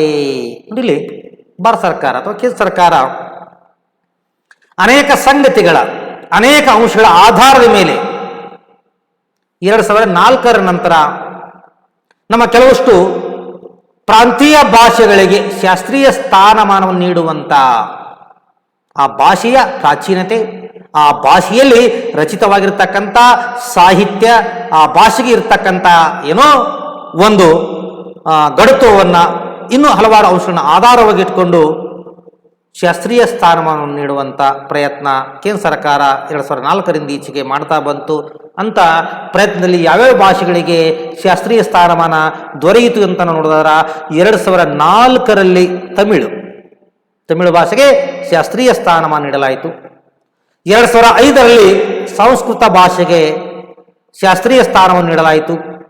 2008ರಲ್ಲಿ ಕನ್ನಡ ಮತ್ತು ತೆಲುಗು ಭಾಷೆಗಳಿಗೆ ಶಾಸ್ತ್ರೀಯ ಸ್ಥಾನವನ್ನು ನೀಡಲಾಯಿತು. 2013ರಲ್ಲಿ ಮಲಯಾಳಂ ಭಾಷೆಗೆ ಶಾಸ್ತ್ರೀಯ ಸ್ಥಾನವನ್ನು ನೀಡಲಾಯಿತು. 2014ರಲ್ಲಿ ಓರಿಯಾ ಅಂದ್ರೆ ಒರಿಸ್ಸಾ ಅಥವಾ ಒಡಿಸ್ಸಾ ರಾಜ್ಯದ ಮಾತೃಭಾಷೆ ಇರತಕ್ಕಂಥ ಒರಿಯಾ ಭಾಷೆಗೆ ಶಾಸ್ತ್ರೀಯ ಸ್ಥಾನಮಾನವನ್ನ ನೀಡುವುದರ ಮೂಲಕ ಸಾವಿರಾರು ವರ್ಷಗಳಿಂದ ಸಾಗಿಕೊಂಡು ಬಂದಂಥ ಭಾರತದ ಭಾಷಾ ಪರಂಪರೆಯನ್ನ ಪುನರ್ಸ್ಥಾಪಿಸಲು ಇವತ್ತು ಪ್ರಯತ್ನ ನಡೀತಾ ಇದೆ ಎಂದು ಸ್ಪಷ್ಟಪಡಿಸಬಹುದಾಗಿದೆ ವಿದ್ಯಾರ್ಥಿಗಳೇ. ಇನ್ನು 3, ಧಾರ್ಮಿಕ ಏಕತೆ. ಧಾರ್ಮಿಕ ವೈವಿಧ್ಯತೆಗಳ ನಡುವೆಯೂ ಧಾರ್ಮಿಕ ಏಕತೆ ಎಂಬುದು ಭಾರತೀಯ ಸಮಾಜದಲ್ಲಿ ಕಂಡು ಬರ್ತದೆ.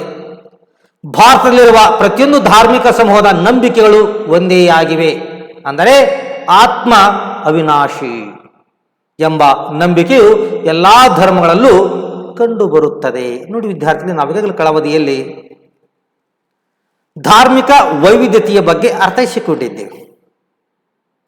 ಭಾರತದಲ್ಲಿ ಕಂಡುಬರುವಂತಹ ಧಾರ್ಮಿಕ ವೈವಿಧ್ಯತೆಗಳ ನಡುವೆಯೂ ಕೂಡ ಧಾರ್ಮಿಕ ಏಕತೆ ಎಂಬುದು ಭಾರತೀಯ ಸಮಾಜದಲ್ಲಿ ಕಂಡುಬರುತ್ತದೆ. ಅದ್ಯಾಗದಿ ಸರ? ಕೆಲವೇ ನಿಮಿಷಗಳ ಹಿಂದೆ ವೈವಿಧ್ಯತೆಯನ್ನು ಅರ್ಚಿದ್ರಿ, ಕಿರಿಚಾಡಿದ್ರಿ. ನೋಡಿದ್ರ ಅಂತ ವೈವಿಧ್ಯತೆ ನಡುವೆಯೂ ಕೂಡ ಏಕತೆ ಎಂಬುದು ಕಂಡು ಬರ್ತದೆ ಅಂತ ನೀವೇನು ಉಲ್ಲೇಖ ಮಾಡ್ತಿರಲ್ರಿ ಸರ್, ಅದು ಹೇಗೆ ಅನ್ನುವಂಥ ಗೊಂದಲ, ಸಂಶಯ ನಿಮ್ಮಲ್ಲಿ ಮೂಡಬಹುದು ವಿದ್ಯಾರ್ಥಿಗಳೇ.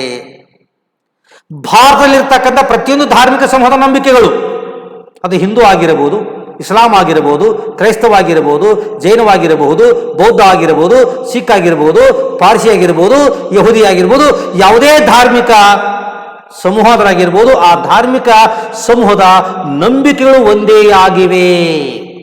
ಅಂದರೆ ಆತ್ಮ ಅವಿನಾಶಿ, ಆತ್ಮ ನಾಶವಾಗುವುದಿಲ್ಲ. ದೇಹಕ್ಕೆ ಸಾವಿದೆ ಹೊರತು ಆತ್ಮಕ್ಕೆ ಸಾವಿಲ್ಲ ಎಂಬ ನಂಬಿಕೆ ಎಲ್ಲಾ ಧರ್ಮಗಳಲ್ಲೂ ಕೂಡ ಇದೆ.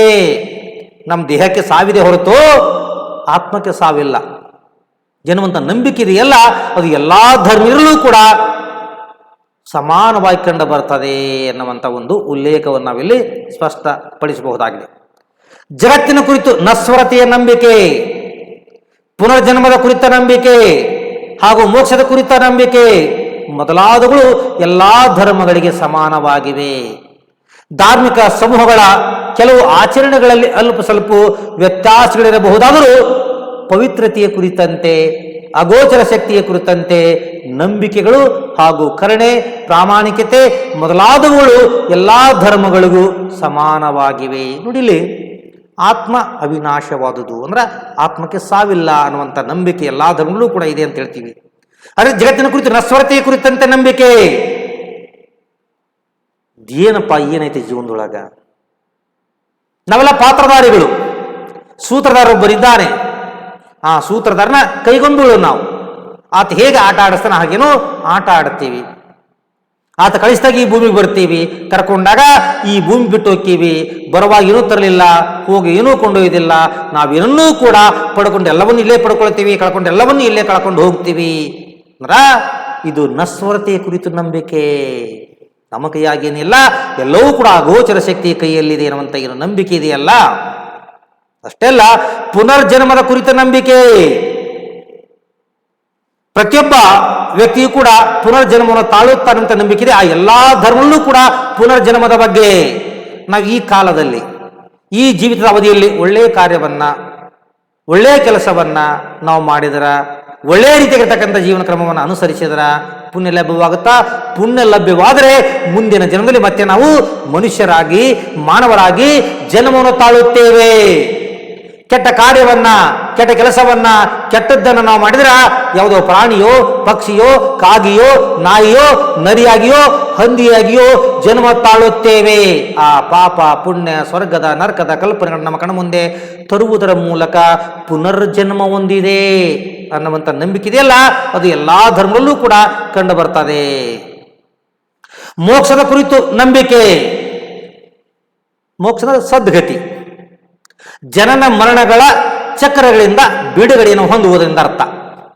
ನಮಗೆ ಹುಟ್ಟು ಬೇಡ, ನಮಗೆ ಸಾವು ಬೇಡ, ನಾವು ಅಗೋಚರ ಶಕ್ತಿಯ ಬಳಿ ಅಂದ್ರೆ ದೇವರು, ಆ ರಾಮ, ಆ ರಹಿಮ, ಆ ಅಲ್ಲ, ಆ ಯೇಸು ಕ್ರಿಸ್ತನ ಬಳಿ ಏನು ನಾವು ಲೀನರಾಗಬೇಕು.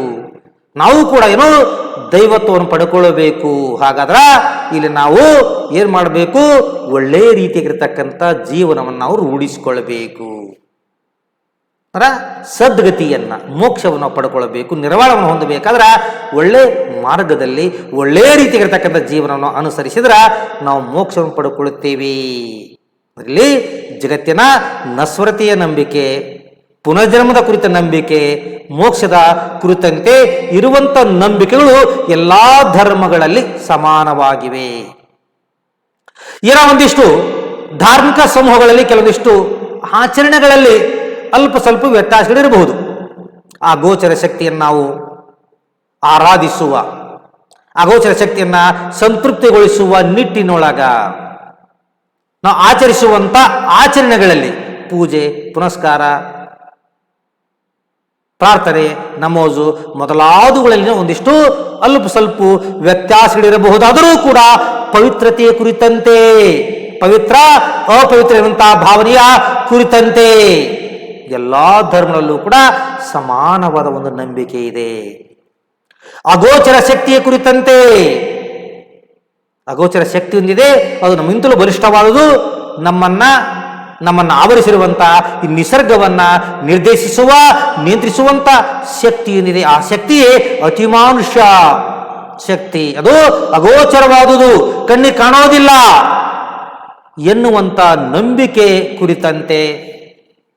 ಅಷ್ಟೇ ಅಲ್ಲ, ಆ ಕರುಣೆ, ಪ್ರಾಮಾಣಿಕತೆ ಮೊದಲಾದವುಗಳು ಎಲ್ಲಾ ಧರ್ಮಗಳಲ್ಲೂ ಸಾಮಾನ್ಯವಾಗಿ ನಮಗ ಕಂಡು ಬರ್ತಾವ. ಮಾರ್ಗಗಳು ಬೇರೆ ಬೇರೆ ಆಗಿರಬಹುದು. ಅಗೋಚರ ಶಕ್ತಿಯನ್ನ ಆರಾಧಿಸುವಂತ, ಮೋಕ್ಷವನ್ನ ಪಡೆದುಕೊಳ್ಳಿಕ್ಕೆ ಇರುವಂತ ಮಾರ್ಗಗಳು ಬೇರೆ ಬೇರೆ ಆಗಿರಬಹುದು. ಮಾತ್ರ ಗುರಿ ಒಂದೇ ಆಗಿರುತ್ತದೆ.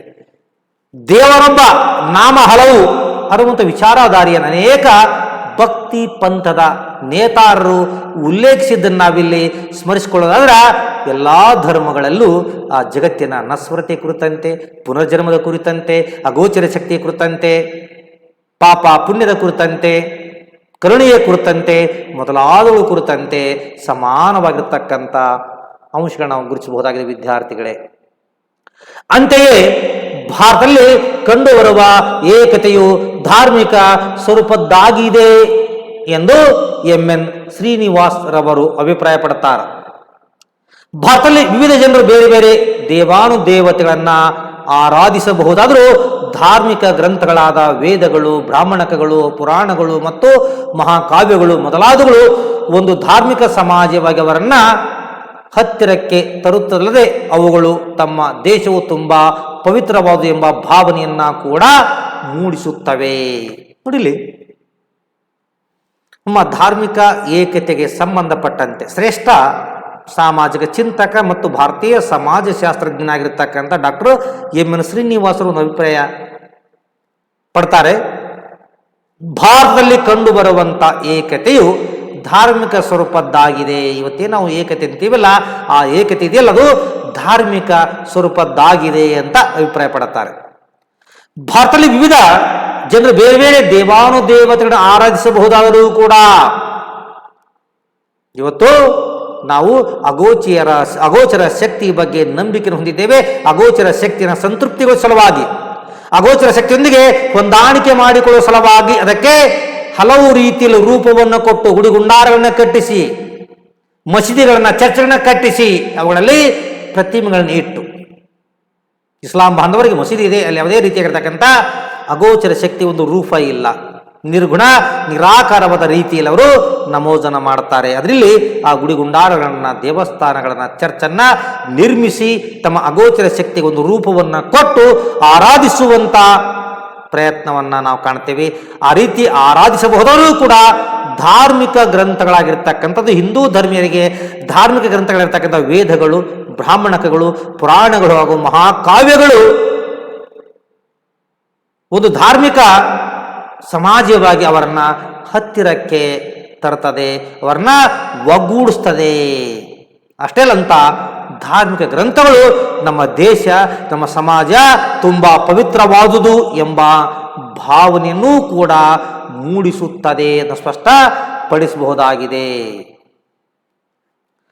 ಜನರು ಬೇರೆ ಬೇರೆ ಪುಣ್ಯಕ್ಷೇತ್ರಗಳಿಗೆ ಭೇಟಿಯನ್ನು ನೀಡಬಹುದಾದರೂ ಪುಣ್ಯಕ್ಷೇತ್ರಗಳ ದರ್ಶನದಿಂದ ಧಾರ್ಮಿಕ ಔನ್ನತ್ಯವನ್ನ ಪಡೆಯುವುದು ಅವರೆಲ್ಲರ ಸಾಮಾನ್ಯ ಗುರಿಯಾಗಿರುತ್ತದೆ. ಮೋಕ್ಷವನ್ನು ಸಂಪಾದಿಸುವುದು ಪ್ರತಿಯೊಬ್ಬ ಭಾರತೀಯನ ಧಾರ್ಮಿಕ ಅತ್ಯುನ್ನತ ಗುರಿಯಾಗಿದೆ. ಭಾರತ ಕೇವಲ ಹಿಂದೂಗಳಿಗೆ ಮಾತ್ರವಲ್ಲದೆ ಬೌದ್ಧ, ಜೈನ ಮತ್ತು ಸಿಖ್ ಧರ್ಮರಿಗೂ ಕೂಡ ಪವಿತ್ರ ತಾಣವಾಗಿದೆ. ಅಲ್ಲದೆ ಕ್ರೈಸ್ತರು ಮತ್ತು ಮುಸ್ಲಿಮರು ಕೂಡ ಭಾರತದಲ್ಲಿ ತಮ್ಮದೇ ಆದ ಪವಿತ್ರ ಕ್ಷೇತ್ರಗಳನ್ನು ಹೊಂದಿದ್ದಾರೆ. ನೋಡಲಿ, ಜನರು ಬೇರೆ ಬೇರೆ ಪುಣ್ಯಕ್ಷೇತ್ರಗಳಿಗೆ ಭೇಟಿಯನ್ನು ನೀಡಬಹುದಾದರು ಕೆಲವೊಂದು ಸ್ಥಳಗಳನ್ನು, ಕೆಲವೊಂದು ಕ್ಷೇತ್ರಗಳನ್ನು ನಾವು ಪುಣ್ಯಕ್ಷೇತ್ರಗಳು ಅಂತ ಪರಿಗಣನೆ ಮಾಡಿರ್ತೀವಿ, ನಾವು ಧಾರ್ಮಿಕವಾಗಿ ಪರಿಗಣನೆ ಮಾಡಿರ್ತೀವಿ.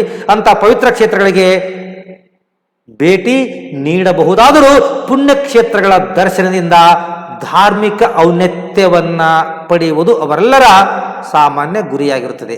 ಯಾಕ್ರಿ ಎಲ್ಲಿ ಹೋಗಿದ್ರಿ? ಇಲ್ರಿ, ಮನೆ ನಾವು ರಾಮೇಶ್ವರಕ್ಕೆ ಹೋಗಿದ್ವಿ, ಮನೆ ನಾವು ವಾರಣಾಸಿಗೆ ಹೋಗಿದ್ವಿ, ಕಂಚಿಗೆ ಹೋಗಿದ್ವಿ, ಮದುರೈಗೆ ಹೋಗಿದ್ವಿ, ಕನ್ಯಾಕುಮಾರಿಗೆ ಹೋಗಿದ್ವಿ. ಬೇರೆ ಬೇರೆ ಪುಣ್ಯಕ್ಷೇತ್ರಗಳನ್ನು ನಾವಿಲ್ಲಿ ಗಮನಿಸೋದಾದ್ರೆ ಅಂತೆಲ್ಲ ಬೇರೆ ಬೇರೆ ಪುಣ್ಯಕ್ಷೇತ್ರಗಳಿಗೆ ಭೇಟಿಯನ್ನು ನಾವೆಲ್ಲರೂ ಕೂಡ ನೀಡಬಹುದವರು ಕೂಡ ಪುಣ್ಯಕ್ಷೇತ್ರಗಳ ದರ್ಶನದ ಜೀವನ ಪಾವನವಾಯಿತು. ನನ್ನ ಜೀವನದ ಕೊನೆಯ ಗುರಿ ಏನೋ ಆ ಧಾರ್ಮಿಕ ಕ್ಷೇತ್ರವನ್ನು ಒಂದು ಸಾರಿ ನೋಡುವುದಾಗಿತ್ತು, ಆ ದೇವಸ್ಥಾನಕ್ಕೆ ಭೇಟಿ ನೀಡುವುದಾಗಿತ್ತು, ಆ ದೇವಸ್ಥಾನದಲ್ಲಿರ್ತಕ್ಕಂಥ ವಿಗ್ರಹವನ್ನು ಒಂದು ಸಾರಿ ನಮ್ಮ ಕೈಗಳಿಂದ ಸ್ಪರ್ಶಿಸುವುದು ನನ್ನ ಕೊನೆ ಆಸೆಯಾಗಿತ್ತು. ಅದು ನನಗ ಈಡೇರಿತು ಅಂತ ಧಾರ್ಮಿಕ ಔನ್ನತ್ಯವನ್ನ ಪಡೆಯುವುದು ಜನರ ಒಂದು ಸಾಮಾನ್ಯ ಗುರಿಯಾಗಿರುತ್ತದೆ. ಮೋಕ್ಷವನ್ನ ಸಂಪಾದಿಸುವ ಪ್ರತಿಯೊಬ್ಬ ಭಾರತೀಯನ ಧಾರ್ಮಿಕ ಅತ್ಯುನ್ನತ ಗುರಿಯಾಗಿದೆ. ಆ ಜನನ ಮರಣಗಳ ಚಕ್ರಗಳಿಂದ ಬಿಡುಗಡೆಯನ್ನು ಹೊಂದೋದು ಸಾಕಪ್ಪ. ನಾವು ಮನುಷ್ಯರಾಗಿ ಹುಟ್ಟೋದು ಬೇಡ, ನರಿಗಳಾಗಿ ದನಕರಗಳಾಗಿ ಹುಟ್ಟೋದು ಬೇಡ, ನಮಗೆ ಈ ಜೀವನ ಸಾಕು. ನಾವು ಆ ಜನನ ಮರಣಗಳ ಚಕ್ರಗಳಿಂದ ಬಿಡುಗಡೆಯನ್ನು ಹೊಂದಬೇಕು ಅಂದ್ರೆ ಮೋಕ್ಷವನ್ನು ಸಂಪಾದಿಸಬೇಕು. ಆ ಮೋಕ್ಷವನ್ನು ಸಂಪಾದಿಸಲು ಮಾರ್ಗಗಳಿವೆಲ್ಲ. ಆ ಎಲ್ಲ ಮಾರ್ಗಗಳನ್ನು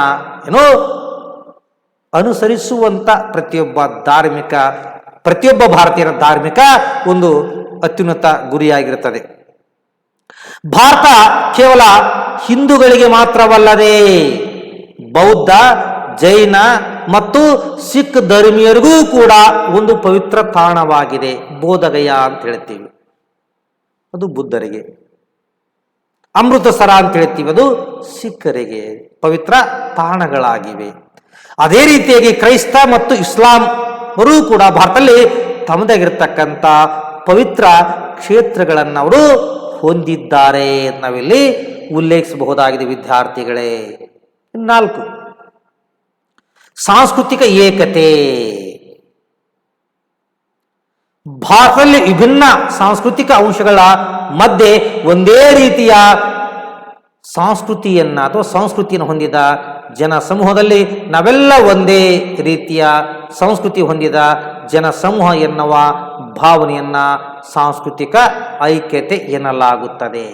ನೋಡಿ, ಇಲ್ಲಿ ಭಾರತದಲ್ಲಿ ವಿಭಿನ್ನ ಸಾಂಸ್ಕೃತಿಕ ಅಂಶಗಳ ಮಧ್ಯೆ ಒಂದೇ ರೀತಿಯಾದ ಸಂಸ್ಕೃತಿಯನ್ನು ಹೊಂದಿರತಕ್ಕಂಥ ಜನ ಸಮೂಹದಲ್ಲಿ ನಾವೆಲ್ಲ ಒಂದೇ ರೀತಿಯಾಗಿರುವಂಥ ಸಂಸ್ಕೃತಿಯನ್ನ ಹೊಂದಿದ ಜನ ಸಮೂಹ ಎನ್ನುವಂಥ ಭಾವನೆ ಕಂಡು ಬಂತು ಅಂದ್ರೆ ನಾವು ಸಾಂಸ್ಕೃತಿಕ ಐಕ್ಯತೆ ಅಥವಾ ಸಾಂಸ್ಕೃತಿಕ ಏಕತೆ ಅಂತ ಕರಿತೀವಿ. ನೋಡಿ, ಇಲ್ಲಿ ಬೇರೆ ಬೇರೆ ಸಾಂಸ್ಕೃತಿಕ ಅಂಶಗಳನ್ನ ರೂಢಿಸಿಕೊಂಡಂತ ಜನರು ಇದ್ದಿರಬಹುದಾದರೂ ಕೂಡ ಒಂದು ಐಕ್ಯತೆಗೆ, ಒಂದು ಸಮಗ್ರತೆಗೆ, ಒಂದು ಏಕತೆಗೆ ಸಂಬಂಧಪಟ್ಟಂತೆ ನಾವೆಲ್ಲರೂ ಕೂಡ ಭಾರತೀಯರು, ನಾವೆಲ್ಲರೂ ಕೂಡ ಭಾರತೀಯ ಮಕ್ಕಳು ಅನ್ನುವಂಥ ಮನೋಭಾವನೆ ಜೊತೆಗೆ ಅನೇಕ ಸಾಂಸ್ಕೃತಿಕ ಅಂಶಗಳು ನಾವೆಲ್ಲರೂ ಕೂಡ ಒಂದೇಪ್ಪ. ನಮ್ಮೆಲ್ಲರ ಉಡುಗೆ ತೊಡುಗೆ, ಆಚಾರ ವಿಚಾರ, ನಂಬಿಕೆ, ಪದ್ಧತಿ, ಪರಂಪರೆ ಎಲ್ಲವೂ ಕೂಡ ಒಂದೇ ಆಗಿವೆ ಅನ್ನುವಂಥ ಮನೋಭಾವನೆ ಆ ಜನತೆಯಲ್ಲಿ ಬಂತು ಅಂದರ ಅದನ್ನು ನಾವಿಲ್ಲಿ ಸಾಂಸ್ಕೃತಿಕ ಏಕತೆ ಅಥವಾ ಐಕ್ಯತೆ ಅಂತ ಪರಿಗಣಿಸ್ತೀವಿ. ಸಾಂಸ್ಕೃತಿಕ ವೈವಿಧ್ಯತೆ ನಡುವೆಯೂ ಸಾಂಸ್ಕೃತಿಕ ಏಕತೆ ಎಂಬುದು ಭಾರತೀಯ ಸಮಾಜದಲ್ಲಿ ಕಂಡುಬರುತ್ತದೆ. ಕಲೆ, ಸಂಗೀತ, ಸಾಹಿತ್ಯ, ವಾಸ್ತುಶಿಲ್ಪ, ನೃತ್ಯ, ಕ್ರೀಡೆ, ಚಲನಚಿತ್ರ, ವೈದ್ಯಕೀಯ ಮತ್ತು ತಂತ್ರಜ್ಞಾನ ಮೊದಲಾದ ಕ್ಷೇತ್ರಗಳಲ್ಲಿ ಸಾಂಸ್ಕೃತಿಕ ಶೈಲಿಗಳ ಸಮ್ಮಿಶ್ರಣವಿತ್ತಲ್ಲದೆ ಎಲ್ಲರ ಸಾಂಘಿಕ ಪ್ರಯತ್ನಗಳಿಂದಾಗಿ ಸಮಾಜದಲ್ಲಿ ಹೊಸ ಸಾಂಸ್ಕೃತಿಕ ನಮೂನೆಗಳು ಉದಯವಾದವು. ನಮ್ಮಲ್ಲಿ ಸಾಂಸ್ಕೃತಿಕವಾಗಿ ಹಲವಾರು ವೈವಿಧ್ಯತೆಗಳ ನಡುವೆಯೂ ಕೂಡ ಸಾಂಸ್ಕೃತಿಕ ಏಕತೆ ಎಂಬುದು ಭಾರತೀಯ ಸಮಾಜದಲ್ಲಿ ಕಂಡುಬರುತ್ತದೆ. ಕಲೆಯಾಗಿರಬಹುದು, ಸಂಗೀತವಾಗಿರಬಹುದು, ಸಾಹಿತ್ಯವಾಗಿರಬಹುದು, ವಾಸ್ತುಶಿಲ್ಪವಾಗಿರಬಹುದು, ನೃತ್ಯಗಳಾಗಿರಬಹುದು, ಕ್ರೀಡೆಗಳಾಗಿರಬಹುದು, ಚಲನಚಿತ್ರವಾಗಿರಬಹುದು, ವೈದ್ಯಕೀಯವಾಗಿರಬಹುದು, ತಂತ್ರಜ್ಞಾನವಾಗಿರಬಹುದು ಮೊದಲಾದ ಕ್ಷೇತ್ರಗಳಲ್ಲಿ ಸಾಂಸ್ಕೃತಿಕ ಶೈಲಿಗಳ ಸಮ್ಮಿಶ್ರಣವಿರುವುದನ್ನು ನಾವು ಕಾಣ್ತಾ ಇದ್ದೀವಿ. ಇವತ್ತು ಅನೇಕ ಗುಡಿಗುಂಡಾರಗಳನ್ನ, ಸ್ಮಾರಕಗಳನ್ನ, ಕೋಟೆ ಕೊತ್ತಲಗಳನ್ನು ನಾವಿಲ್ಲಿ ಗಮನಿಸುವುದಾದರೆ ಅವುಗಳ ನಿರ್ಮಾಣವಾಗಿದ್ದ ನೋಡಿದ್ರೆ ಆ ನಿರ್ಮಾಣದ ಏನು ಬಳಕೆಯಲ್ಲಿ ಮಾಡಿರಲ್ಲ, ನಿರ್ಮಾಣ ಮಾಡೋಕೆ ಏನು ಬಳಕೆ ಮಾಡಲ್ಲ, ಆ ಶೈಲಿ ನೀಡುವುದಾದ್ರೆ ಅನೇಕ ಧರ್ಮೀಯರ, ಅನೇಕ ಪ್ರಾದೇಶಿಕ ವಿಭಿನ್ನವಾಗಿರ್ತಕ್ಕಂಥ ಶೈಲಿಯ ಸಮ್ಮಿಶ್ರಣ ನಾವು ಕಾಣಬಹುದಾಗಿದೆ. ಅಷ್ಟೇ ಅಲ್ಲ, ಇವತ್ತು ನಮ್ಮ ಭಾರತೀಯ ಸಾಮಾಜಿಕ ವ್ಯವಸ್ಥೆಯಲ್ಲಿ ಸಾವಿರಾರು ವರ್ಷಗಳಿಂದ ಇರುವಂಥ ನಾಟಿ ಔಷಧಿ ಅಥವಾ ಆಯುರ್ವೇದಿಕ್ ಔಷಧಿ ಜೊತೆಗೆ ಅಲೋಪತಿಕ್ ಔಷಧಿಯನ್ನು ಕೂಡ ನಾವು ಬಳಕೆಯನ್ನು ಕಾಣ್ತಾ ಇದ್ದೀವಿ. ಭಾರತೀಯ ಸಾಂಪ್ರದಾಯಿಕ ನೃತ್ಯಗಳ ಜೊತೆಗೆ ಇಸ್ಲಾಮೀಯ, ಕ್ರೈಸ್ತ ಧರ್ಮೀಯರ ನೃತ್ಯಗಳು ಅಥವಾ ಪಾಶ್ಚಿಮಾತ್ಯ ನೃತ್ಯಗಳನ್ನು ಕೂಡ ನಾವು ಕಾಣುತ್ತಾ ಇದ್ದೀವಿ. ಸಾವಿರಾರು ವರ್ಷಗಳಿಂದ ನಾವು ಭಾರತೀಯ ಸಂಸ್ಕೃತಿ ಕ್ರೀಡೆಗಳ ಆಚೆಯೂ ಕೂಡ ಬೇರೆ ಬೇರೆ ಜಾಗತಿಕ ಮಟ್ಟದಲ್ಲಿ ಜನ್ಮ ತಾಳಿಂತ ಅನೇಕ ಕ್ರೀಡೆಗಳನ್ನು ಕೂಡ ನಾವಿಲ್ಲಿ ಆಡೋದನ್ನು ನಾವು ನೋಡ್ತಾ ಇದ್ದೀವಿ. ತಂತ್ರಜ್ಞಾನ ಮೊದಲಾದವುಗಳಲ್ಲಿನೂ ನಾವು ಒಂದಿಷ್ಟು ಸಮ್ಮಿಶ್ರಣ ನಾವು ಕಾಣ್ತಾ ಇದ್ದೀವಿ. ಎಲ್ಲರ ಸಾಂಘಿಕ ಪ್ರಯತ್ನದ ಮೂಲಕವಾಗಿ ಭಾರತೀಯ ಸಮಾಜದಲ್ಲಿ ಹೊಸ ಸಾಂಸ್ಕೃತಿಕ ನಮೂನೆಗಳು ಉದಯವಾದವು.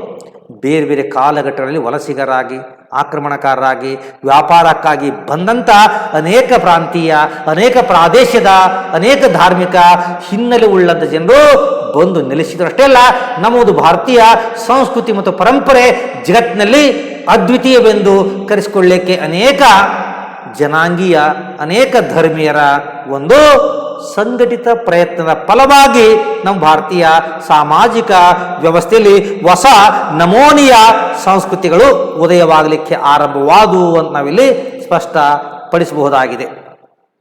ಅದು ಭೌಗೋಳಿಕ ಸ್ಥಿತಿಗತಿಗಳು ಮತ್ತು ಐತಿಹಾಸಿಕ ಅನುಭವಗಳು, ತನ್ನ ಧಾರ್ಮಿಕ ಮೌಲ್ಯಗಳು ಹಾಗೂ ರಾಜಕೀಯ ತತ್ವಾದರ್ಶಗಳ ಸಹಾಯವನ್ನ ಪಡೆಯಿತು. ಈ ರೀತಿಯ ಸಹಾಯದಿಂದ ಭಾರತೀಯ ಸಮಾಜವು ಜನನ, ಜಾತಿ, ಜನಾಂಗ, ಭಾಷೆ ಹಾಗೂ ಧಾರ್ಮಿಕ ಸಮೂಹಗಳನ್ನು ಮೀರಿ ವೈವಿಧ್ಯತೆಯಲ್ಲಿ ಏಕತೆಯನ್ನು ಸಾಧಿಸಿದ ಸಮಾಜವಾಗಿ ಜಗತ್ತಿನಲ್ಲಿ ಬೆಳೆಯಿತು. ಇದು ನಾವು ಹೇಳ್ತೀವಲ್ಲ, ಬೇರೆ ಬೇರೆ ಜನಾಂಗೀಯ, ಬೇರೆ ಬೇರೆ ಧಾರ್ಮಿಕ, ಬೇರೆ ಬೇರೆ ಪ್ರಾಂತೀಯ, ಪ್ರಾದೇಶಿಕ ಹಿನ್ನೆಲೆಯ ಜನರು ಅನುಸರಿಸುವಂಥ ಸಾಂಸ್ಕೃತಿಕ ಅಂಶಗಳ ಒಂದು ಸಮ್ಮಿಶ್ರಣವಾಯಿತು. ಅವರೆಲ್ಲರ ಪ್ರಯತ್ನದ ಫಲವಾಗಿ ಭಾರತೀಯ ಸಮಾಜದ ಹೊಸ ಸಂಸ್ಕೃತಿಯ ನಮೂನೆ ಒಂದು ಉದಯವಾಗಲಿಕ್ಕೆ ಆರಂಭವಾಯಿತು. ಅದಕ್ಕೆ ಭೌಗೋಳಿಕ ಸ್ಥಿತಿಗತಿಗಳು ಮತ್ತು ಐತಿಹಾಸಿಕ ಅನುಭವಗಳು, ತನ್ನ ಧಾರ್ಮಿಕ ಮೌಲ್ಯಗಳು ಹಾಗೂ ರಾಜಕೀಯ ತತ್ವಾದರ್ಶಗಳ ಸಹಾಯವನ್ನ ಪಡೆದುಕೊಂಡು ನಮ್ಮ ಭಾರತೀಯ ಸಾಮಾಜಿಕ ವ್ಯವಸ್ಥೆಯಲ್ಲಿ ಹೊಸದೊಂದು ಸಾಂಸ್ಕೃತಿಕ ನಮೂನೆ ಆರಂಭವಾದವು ಅಂತ ಹೇಳಬಹುದು. ಭಾರತೀಯ ಸಮಾಜವು ಜನನ, ಜಾತಿ, ಜನಾಂಗ, ಭಾಷೆ ಹಾಗೂ ಧಾರ್ಮಿಕ ಸಮೂಹಗಳನ್ನು ಮೀರಿ ವೈವಿಧ್ಯತೆಯಲ್ಲಿ ಏಕತೆಯನ್ನು ಸಾಧಿಸಿದ ಸಮಾಜವಾಗಿ ಜಗತ್ತಿನಲ್ಲಿ ಅದು ಬೆಳಕೊಂಡು ಬಂತು. ಹೀಗಾಗಿ ಭಾರತೀಯ ಸಮಾಜವನ್ನು ಜಗತ್ತಿನ ಒಂದು ಸೂಕ್ಷ್ಮ ರೂಪ ಎಂದು ಇರಾವತಿ ಕರವಿ ಅವರು ಉಲ್ಲೇಖ ಮಾಡ್ತಾರಂದ್ರೆ ಅಂತ ಜಾತಿ, ಜನನ, ಧರ್ಮ, ಜನಾಂಗ, ಭಾಷೆ ಮೊದಲಾದ ಧಾರ್ಮಿಕ ಸಮೂಹಗಳನ್ನು ಮೀರಿ ವೈವಿಧ್ಯತೆಯಲ್ಲಿ ಏಕತೆಯನ್ನು ಸಾಧಿಸಿದ ಸಮಾಜವಾಗಿ ಬೆಳೆಯಿತು. ಆಧುನಿಕ ಶಿಕ್ಷಣ, ಕೈಗಾರೀಕರಣ, ನಗರೀಕರಣ ಹಾಗೂ ಸಾರಿಗೆ ಮತ್ತು ಸಂಪರ್ಕಗಳ ಜಾಲ ಸಾಂಸ್ಕೃತಿಕ ಏಕತೆಗೆ ಆಧಾರವನ್ನ ಒದಗಿಸಿದವು. ಆದಾಗ್ಯೂ ಕೂಡ ಹಲವು ದಶಕಗಳಿಂದ ಧಾರ್ಮಿಕ, ಮೂಲಭೂತವಾದ, ಜನಾಂಗೀಯ ಸಂಘರ್ಷಗಳು, ಪ್ರಾಂತೀಯವಾದ, ಕೋಮುವಾದ, ಉಗ್ರವಾದ ಮೊದಲಾದ ಅಂಶಗಳು ಸಮಕಾಲೀನ ಭಾರತೀಯ ಸಮಾಜದ ಐಕ್ಯತೆಗೆ ಅಡ್ಡಿನುಂಟು ಮಾಡುತ್ತಲಿವೆ. ಇವತ್ತಿನ ಭಾರತೀಯ ಸಾಮಾಜಿಕ ವ್ಯವಸ್ಥೆಯಲ್ಲಿ ಹೊಸ ಹೊಸ ಸಾಂಸ್ಕೃತಿಕ ನಮೂನೆಗಳು ಉದಯವಾದ ನಿಂತಿವೆಲ್ಲ. ಅದಕ್ಕೆಲ್ಲ ಕಾರಣ ಅಂದ್ರೆ ಆಧುನಿಕ ಶಿಕ್ಷಣ, ಕೈಗಾರೀಕರಣ, ನಗರೀಕರಣ ಹಾಗೂ ಸಾರಿಗೆ ಮತ್ತು ಸಂಪರ್ಕ ಜಾಲಗಳು ಸಾಂಸ್ಕೃತಿಕ ಏಕತೆಗೆ ಒಂದು ಆಧಾರವನ್ನು ಇವತ್ತು ಒದಗಿಸಿದವು. ಆಧುನಿಕ ಶಿಕ್ಷಣ, ಕೈಗಾರೀಕರಣ, ನಗರೀಕರಣ, ಸಾರಿಗೆ ವ್ಯವಸ್ಥೆ ಇವತ್ತಿನ ಒಂದು ಸಾಮಾಜಿಕ ಸಂಪರ್ಕ ತಾಣ ಎನ್ನುವಂಥ ಜಾಲಗಳು ನಮ್ಮ ಸಾಂಸ್ಕೃತಿಕ ಏಕತೆಗೆ ಒಂದು ಆಧಾರವನ್ನು ಒದಗಿಸಿದವು. ಆದಾಗ್ಯೂ ಕೂಡ ಕೆಲವು ದಶಕಗಳಿಂದ ಧಾರ್ಮಿಕ ಮೂಲಭೂತವಾದ, ಜನಾಂಗೀಯ ಸಂಘರ್ಷಗಳು, ಪ್ರಾಂತೀಯವಾದ, ಕೋಮುವಾದ, ಉಗ್ರವಾದ ಮೊದಲಾದ ಅಂಶಗಳು ಸಮಕಾಲೀನ ಭಾರತೀಯ ಸಮಾಜದ ಐಕ್ಯತೆಗೆ ಅಡ್ಡಿನುಂಟು ಮಾಡುತ್ತಲಿವೆ ಅಂತ ಸ್ಪಷ್ಟಪಡಿಸಬಹುದಾಗಿದೆ. ಯಾಕಂದರೆ ಇವತ್ತು ನಾವು ಶ್ರೇಷ್ಠ, ನಮ್ಮ ಧರ್ಮ ಶ್ರೇಷ್ಠ, ನಮ್ಮ ಧರ್ಮ ತತ್ವಗಳು ಶ್ರೇಷ್ಠ, ಅವರ ಧರ್ಮಗಳ ತತ್ವಗಳು ಶ್ರೇಷ್ಠವಲ್ಲ ಅನ್ನುವಂಥದ್ದು ಒಂದು ಕಡೆ. ಮತ್ತೊಂದು ಕಡೆ ಇಲ್ಲಿ ಜನಾಂಗೀಯವಾಗಿ ನಾವು ಶ್ರೇಷ್ಠರು, ಅವರು ಕನಿಷ್ಠರು, ನಮ್ಮ ಶ್ರೇಷ್ಠವಂತ ಜನಾಂಗ, ಅದು ಕನಿಷ್ಠವಂತ ಜನಾಂಗ ಎನ್ನುವಂಥ ಜನಾಂಗೀಯ ಸಂಘರ್ಷಗಳು, ನಮ್ಮ ಪ್ರಾಂತ ಶ್ರೇಷ್ಠ, ಅವ್ರ ಪ್ರಾಂತ ಶ್ರೇಷ್ಠವಲ್ಲ, ನಾವೇ ಶ್ರೇಷ್ಠರು ಅನ್ನುವಂಥ ಪ್ರಾಂತೀಯವಾದ, ನಮ್ಮ ಧರ್ಮವೇ ಶ್ರೇಷ್ಠ, ಇನ್ನೊಂದು ಧರ್ಮ ಶ್ರೇಷ್ಠವಲ್ಲ, ನಾವು ಶ್ರೇಷ್ಠರು, ಅವರು ಶ್ರೇಷ್ಠರಲ್ಲವಂತ ಕೋಮುವಾದ, ಹಾಗಾಗಿ ಅಲ್ಲಲ್ಲಿ ಜರುಗತಕ್ಕಂಥ ಉಗ್ರವಾದ ಮೊದಲಾದ ಅಂಶಗಳಿಂದಾಗಿ ನಮ್ಮ ಸಮಕಾಲೀನ ಭಾರತೀಯ ಸಾಮಾಜಿಕ ವ್ಯವಸ್ಥೆಯಲ್ಲಿ ಐಕ್ಯತೆಗೆ ಅಥವಾ ಏಕತೆಗೆ ಅಥವಾ ಸಮಗ್ರತೆಗೆ ಅಡ್ಡಿನುಂಟು ಮಾಡುತ್ತಲಿವೆ ಅಂತ ಸ್ಪಷ್ಟಪಡಿಸಬಹುದಾಗಿದೆ ವಿದ್ಯಾರ್ಥಿಗಳೇ. ಇಲ್ಲಿಗೆ ನಾವು ನಮ್ಮ ಭಾರತೀಯ ಸಾಮಾಜಿಕ ವ್ಯವಸ್ಥೆಯಲ್ಲಿ ಕಂಡುಬರುವಂತಹ ಏಕತೆಯ ಸ್ವರೂಪ, ಏಕತೆಯ ಅಂಶಗಳು, ಏಕತೆಯ ಬಂಧುಗಳ ಕುರಿತಂತೆ ಅರ್ಥೈಸಿಕೊಂಡಿದ್ದೇವೆ ವಿದ್ಯಾರ್ಥಿಗಳೇ. ಈ ಒಂದು ಏಕತೆಯ ವಿಧಗಳ, ಏಕತೆಯ ಸ್ವರೂಪಕ್ಕೆ ಸಂಬಂಧಪಟ್ಟಂತೆ ಯಾವ ರೀತಿಯಾಗಿ 1 ಅಂಕದ ಹಾಗೂ 2 ಅಂಕದ ಪ್ರಶ್ನೆಗಳು ಕೇಳಲ್ಪಡ್ತಾವೆ ಎಂಬುದರ ಬಗ್ಗೆ ಅರ್ಥೈಸಿಕೊಳ್ಳುವ ಪ್ರಯತ್ನ ಮಾಡೋಣ ವಿದ್ಯಾರ್ಥಿಗಳೇ. 1 ಅಂಕದ ಪ್ರಶ್ನೆ 1. ಏಕತೆ ಎಂದರೇನು? ಏಕತೆ ಎಂಬುದು ನಾವೆಲ್ಲ ಒಂದು, ಇಲ್ಲವೇ ನಾವು ಎಂಬ ಭಾವನೆಯನ್ನ ಸೂಚಿಸುವ ಪರಿಕಲ್ಪನೆಯಾಗಿದೆ. ಇಷ್ಟೇ ಬರೋ ಸಾಕು ವಿದ್ಯಾರ್ಥಿಗಳೇ.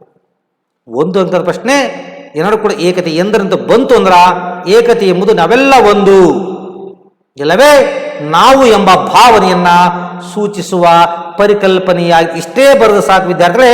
1ಕ್ಕೆ 1 ಅಂಕ ನಿಮಗೆ ಲಭ್ಯವಾಗ್ತವೆ. 2. ಭಾರತದಲ್ಲಿ ಏಕತೆ ಯಾವುದಾದರೊಂದು ಆಧಾರವನ್ನ, ಯಾವುದಾದರೊಂದು ವಿಧವನ್ನ, ಯಾವುದಾದರೊಂದು ಅಂಶವನ್ನ, ಯಾವುದಾದರೊಂದು ಬಂಧುವನ್ನ ತಿಳಿಸಿ ಹೆಸರಿಸಿ ಬರೀರಿ ಅಂತ ಪ್ರಶ್ನೆ ಕೇಳಿದರೆ ಒಟ್ಟು 4 ನಾವು ಗುರುತಿಸಿದ್ದೇವೆ. ಅವುಗಳಲ್ಲಿ ಭೌಗೋಳಿಕ ಏಕತೆ, ಭಾಷಾ ಏಕತೆ, ಧಾರ್ಮಿಕ ಏಕತೆ, ಸಾಂಸ್ಕೃತಿಕ ಏಕತೆ ಅಂತ 4 ಏಕತೆ ಅಂಶಗಳನ್ನು ಗುರುತಿಸಿದ್ದೇವೆ. ಆ 4ರಲ್ಲಿ ಯಾವುದಾದ್ರೂ ಒಂದನ್ನು ನೀವು ದಾಖಲಿಸಿರಿ. ನಾವಿಲ್ಲಿ ಭೌಗೋಳಿಕ ಏಕತೆ ಅಂತ ಹೇಳಿದ್ದೇವೆ. ಭೌಗೋಳಿಕ ಏಕತೆ ಇದು ಭಾರತದಲ್ಲಿ ಏಕತೆಯ ಆಧಾರಗಳಲ್ಲಿ ಒಂದಾಗಿದೆ. ಪ್ರಶ್ನೆ 3. ಭಾರತ ಸರ್ಕಾರವು ಯಾವ ವರ್ಷ ಕನ್ನಡ ಭಾಷೆಯನ್ನು ಶಾಸ್ತ್ರೀಯ ಭಾಷೆ ಎಂದು ಘೋಷಿಸಿತು? ಉತ್ತರ: ಭಾರತ ಸರ್ಕಾರವು 2008ರಲ್ಲಿ ಕನ್ನಡ ಭಾಷೆಯನ್ನು ಶಾಸ್ತ್ರೀಯ ಭಾಷೆ ಎಂದು ಘೋಷಿಸಿತು. ಪ್ರಶ್ನೆ ಇಲ್ಲಿಗೆ ಈ ರೀತಿಯಾಗಿ 1 ಅಂಕದ ಪ್ರಶ್ನೆಗಳು ಕೇಳಲ್ಪಡ್ತಾವೆ. ಇನ್ನು 2 ಅಂಕದ ಪ್ರಶ್ನೆಗಳು ಯಾವ ರೀತಿಯಾಗಿ ಇದರ ಮೇಲೆ ಕೇಳಲ್ಪಡ್ತಾವೆ ಎಂದರೆ, 1. ಏಕತೆ ಎಂದರೇನು? ಇದು 2 ಅಂಕ ಕೂಡ ಕೇಳಲ್ಪಡ್ತದೆ ವಿದ್ಯಾರ್ಥಿಗಳೇ. 2 ಅಂಕಕ್ಕೆ ಏಕತೆ ಎಂದರೇನು ಎಂಬ ಪ್ರಶ್ನೆ ಕೇಳಲ್ಪಟ್ಟಾಗ ಯಾವ ರೀತಿಯಾಗಿ ಉತ್ತರ ಬದರ 2ಕ್ಕೆ 2 ಅಂಕಗಳು ಲಭ್ಯವಾಗುತ್ತವೆ ಎನ್ನುವುದು ನಾವಿಲ್ಲಿ ನೋಡೋಣ ವಿದ್ಯಾರ್ಥಿಗಳೇ. ಏಕತೆ ಎಂಬುದು ನಾವೆಲ್ಲ ಒಂದು, ಇಲ್ಲವೇ ನಾವು ಎಂಬ ಭಾವನೆಯನ್ನ ಸೂಚಿಸುವ ಒಂದು ಪರಿಕಲ್ಪನೆಯಾಗಿದೆ. 1 ಅಂಕ ಕೇಳಿದ್ರೆ ಇಷ್ಟು ಬರೋದು ಸಾಕು. 2 ಅಂಕ ಕೇಳಿದಾಗ ಮುಂದುವರಿದು, ವಿಭಿನ್ನ ಸಂಸ್ಕೃತಿಯನ್ನು ಹೊಂದಿದ ಜನರು ಅತ್ಯುಚ್ಚ ಮಟ್ಟದ ಸಹಕಾರ, ಪರಸ್ಪರ ಅರಿವು, ಹಂಚಿಕೊಳ್ಳಲ್ಪಡುವ ಮೌಲ್ಯಗಳು, ಸಮಾನ ಅನನ್ಯತೆ ಹಾಗೂ ರಾಷ್ಟ್ರೀಯ ಪ್ರಜೆಗಳ ಮೂಲಕ ಒಂದುಗೂಡುವುದೇ ಏಕತೆಯಾಗಿದೆ. ಇಷ್ಟನ್ನು ನೀವು ದಾಖಲಿಸಿದರೆ, ಇಷ್ಟನ್ನು ಬರೆದರ 2ಕ್ಕೆ 2 ಅಂಕಗಳು ಲಭ್ಯವಾಗುತ್ತವೆ ವಿದ್ಯಾರ್ಥಿಗಳೇ. ಪ್ರಶ್ನೆ 2. ಪ್ರಾಂತೀಯ ಐಕ್ಯತೆ ಅಥವಾ ಏಕತೆ ಎಂದರೇನು? ಪ್ರಾಂತವೊಂದರ ಬಗ್ಗೆ ಅಲ್ಲಿನ ಜನ ಸಮುದಾಯವು ಹೊಂದಿದ ಏಕತೆಯ ಮನೋಭಾವನೆಯನ್ನ ಪ್ರಾಂತೀಯ ಐಕ್ಯತೆ ಇಲ್ಲವೇ ಏಕತೆ ಎನ್ನಲಾಗುತ್ತದೆ. ಪ್ರಶ್ನೆ 3. ಭಾಷಾ ಐಕ್ಯತೆ. ಒಂದೇ ಭಾಷೆಯನ್ನಾಡುವ ಜನ ಸಮೂಹದ ಬಗೆಗೆ ವಿಶೇಷ ಮೆಚ್ಚುಗೆ ಹಾಗೂ ಒಲವು, ಗೌರವಾಭಿಮಾನ ಹೊಂದಿರುವುದೇ ಭಾಷಾ ಐಕ್ಯತೆ ಎನ್ನಲಾಗುತ್ತದೆ. ವಿದ್ಯಾರ್ಥಿಗಳೇ, ಇಲ್ಲಿಗೆ ಭಾಷಾ ಏಕತೆಗೆ ಸಂಬಂಧಿಸಿದಂತೆ ಹಾಗೂ ಪ್ರಾಂತೀಯ ಏಕತೆಗೆ ಸಂಬಂಧಿಸಿದಂತೆ, ಧಾರ್ಮಿಕ ಏಕತೆಗೆ ಸಂಬಂಧಿಸಿದಂತೆ ಸವಿಸ್ತಾರವಾಗಿ ಅರ್ಥೈಸಿಕೊಳ್ಳುವುದರ ಜೊತೆಗೆ ಈ ಒಂದು ಏಕತೆಯ ವಿಧಗಳಿಗೆ, ಏಕತೆಯ ಸ್ವರೂಪಕ್ಕೆ ಸಂಬಂಧಪಟ್ಟಂತೆ, ಏಕತೆಯ ಅಂಶಗಳಿಗೆ ಸಂಬಂಧಪಟ್ಟಂತೆ ಯಾವ ರೀತಿಯಾಗಿ 1 ಅಂಕ ಹಾಗೂ 2 ಅಂಕದ ಪ್ರಶ್ನೆಗಳು ಕೇಳಲ್ಪಡ್ತಾವೆ ಎಂಬುದರ ಬಗ್ಗೆ ಕೂಡ ನಾವು ಅರ್ಥೈಸಿಕೊಂಡಿದ್ದೇವೆ. ಅಷ್ಟೇ ಅಲ್ಲದೆ